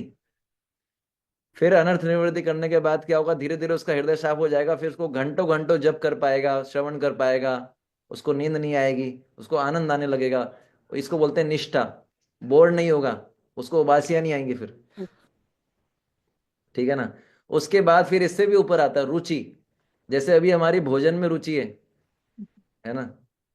भोजन बढ़िया होता तो कैसा लगता है, कैसा फीलिंग आता है जब भूख भी लगी और भोजन बढ़िया हो एकदम, है ना, मजा आ गया। भोजन का नाम लेते अंदर से इतना अच्छा लगता है। तो ऐसा लगेगा जब हम चैंटिंग या भगवान का भजन करने की इच्छा होगी, इसको बोलते हैं रुचि। फिर होगी आसक्ति। ओके। आसक्ति मतलब जो आ सकती है पर जा नहीं सकती। हम्म। अभी जो है हमारी आसक्ति, आप जानते हैं ना किसमें है, जिसमें यस। आसक्ति होगी उसी के बारे में हम सोचते हैं। तो ऐसा स्थिति आएगा जब कृष्ण के बारे में ही सोचेंगे। फिर निष्ठा, रुचि, आसक्ति, फिर है भाव। भाव मतलब आप समझ लीजिए, जैसे वो भरत महाराज थे, है ना। भाव, फिर उससे ऊपर है प्रेम। भाव का मतलब इमोशंस आने शुरू होंगे कृष्ण के प्रति, इमोशंस आएंगे, आंखों से आंसू आएंगे। अभी मगरमच्छ वाले आंसू आते हैं, बाद में असली वाले आएंगे। और फिर लास्ट में प्रेम। प्रेम तो जो है, अभी ये मैं थ्योरेटिकली बता सकता हूँ क्योंकि मेरा ये इसमें से मेरा स्तर बहुत नीचे है, तो जो स्तर पे है वो आप समझ सकते हैं। चैतन्य महाप्रभु, जगन्नाथ जी को देख के, हमने कितनी बार जगन्नाथ जी को देखा हम बेहोश हुए। पहली बार मैं जगन्नाथ जी को देख के बेहोश।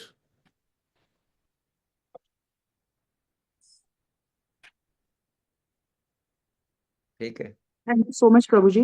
प्रभु जी, एक और छोटा सा क्वेश्चन है। आपने बीच में बताया था प्रपन्न और पारिजात, ये 2 वर्ड्स आपने बताए थे। तो ये आपने बताया था भगवान के नाम है, पर मैं दोनों का मीनिंग लिखना मतलब मैं नहीं मैच कर पाई आपकी स्पीड से। तो भगवान का व्हाट एक इज नाम भगवान का एक नाम है प्रपन्न पारिजात। प्रपन्न का ठीक अर्थ है। है जो उनके शरणागत होते हैं, और पारिजात का अर्थ है कि पारिजात एक वृक्ष होता है जो इच्छा को पूर्ण करता है, कल्प वृक्ष। तो भगवान बोलते हैं कि जो मेरे शरणागत होते हैं उनकी मैं सारी इच्छाओं को पूरा करता हूँ। जय प्रसादे पूरे सर्व आशा। पहले जब ये लाइन आती थी तो मेरे को लगता था कि गुरु महाराज की आरती करने से बढ़िया प्रसाद मिलेगा। जय प्रसादे पूरे सर्व आशा, जो जिस जिस प्रसाद पाने से आशा पूरी हो जाती है वो मिलेगा। मैं इस उत्साह से आरती करता था। बाद में मेरे को किसी ने बताया, प्रभु जी ये वो प्रसाद नहीं है ना। कौन सा पूड़ी, छोला, रस मलाई, है ना, ये कृपा है। ठीक है। थैंक यू ठीक है। सो मच प्रभु जी। आज देखिए मैंने कर दिया, मुझे इतना संतुष्टि हो रहा है। आपको मौका नहीं प्रभु जी, दिया, क्लास अच्छा था प्रभु जी, बहुत। थैंक यू सो मच प्रभु जी। हरे लेकिन कृष्णा प्रभु जी। अभी भी हमने टारगेट से बहुत पीछे हैं। हमको हमको कम से कम, मेरा जो सबसे बेस्ट है अगर 5 लोग कर पाए। अब देखते हैं कैसे होगा। प्रभु और जी, इट आज will happen. Prabhu ji, I think it will happen gradually, धीरे धीरे। जब तक रिदम में आ जाएंगे ना तो फिर होने लगेंगे। 4-5 लोग आराम से हो जाएंगे। चलिए। हाँ हरे क्या। कृष्ण प्रभु जी, हाँ मैं कह रही मंडली। थी आज हम लोगों ने नींद नहीं की है, जमाई भी नहीं, हाँ भी नहीं किया हम लोगों ने, अच्छे से सुने आनंद पूर्वक। अब जिन्होंने किया उनको पता है। कोई बात नहीं, हरे ऐसा होता है, हरे आसान नहीं कृष्णा होता। प्रभु जी। प्रभु हम्म। जी कहते हैं भगवान के साथ 5 प्रकार के संबंध होते हैं। दास, शांत दास, साख्य और वात्सल्य और माधुर्य। तो ये संबंध भक्त सोचता है या फिर पहले से ही डिसाइड होते हैं? एक्चुअली क्या है कि हम दास तो हर स्थिति में दास तो होते ही हैं। जी। दास वाला तो हर हर संबंध में, माधुर्य वाले भी दास ही हैं, वात्सल्य वाले भी दास ही हैं। दास भाव तो सब में रहता है। पर ये एक्चुअली हम बताया जाता है, प्रभुपाद जी वहां लिखते हैं भगवत गीता के इंट्रोडक्शन में, हमारे लिए सबसे बेस्ट है कि हम अपने आप को दास माने। बाकी जो है भक्ति करने से जब हमारी भक्ति परिपक्व हो जाएगी तो फिर हमारी स्वरूप, उसको बोलते हैं स्वरूप सिद्धि। तो जी। भगवान की कृपा से, गुरु की कृपा से हमको रिवील होगा कि मेरा क्या। पर हमको हमेशा दास ही मानना चाहिए। दासानुदास। हम्म। गोपी पथ का हरे भाई। कृष्ण। हाँ। ठीक है। बहुत बहुत धन्यवाद। वंशा कल्पतरुभ्यश्च कृपा सिंधुभ्यश्च पतितानां पावनेभ्यो वैष्णवेभ्यो नमः। श्रील प्रभुपाद की जय।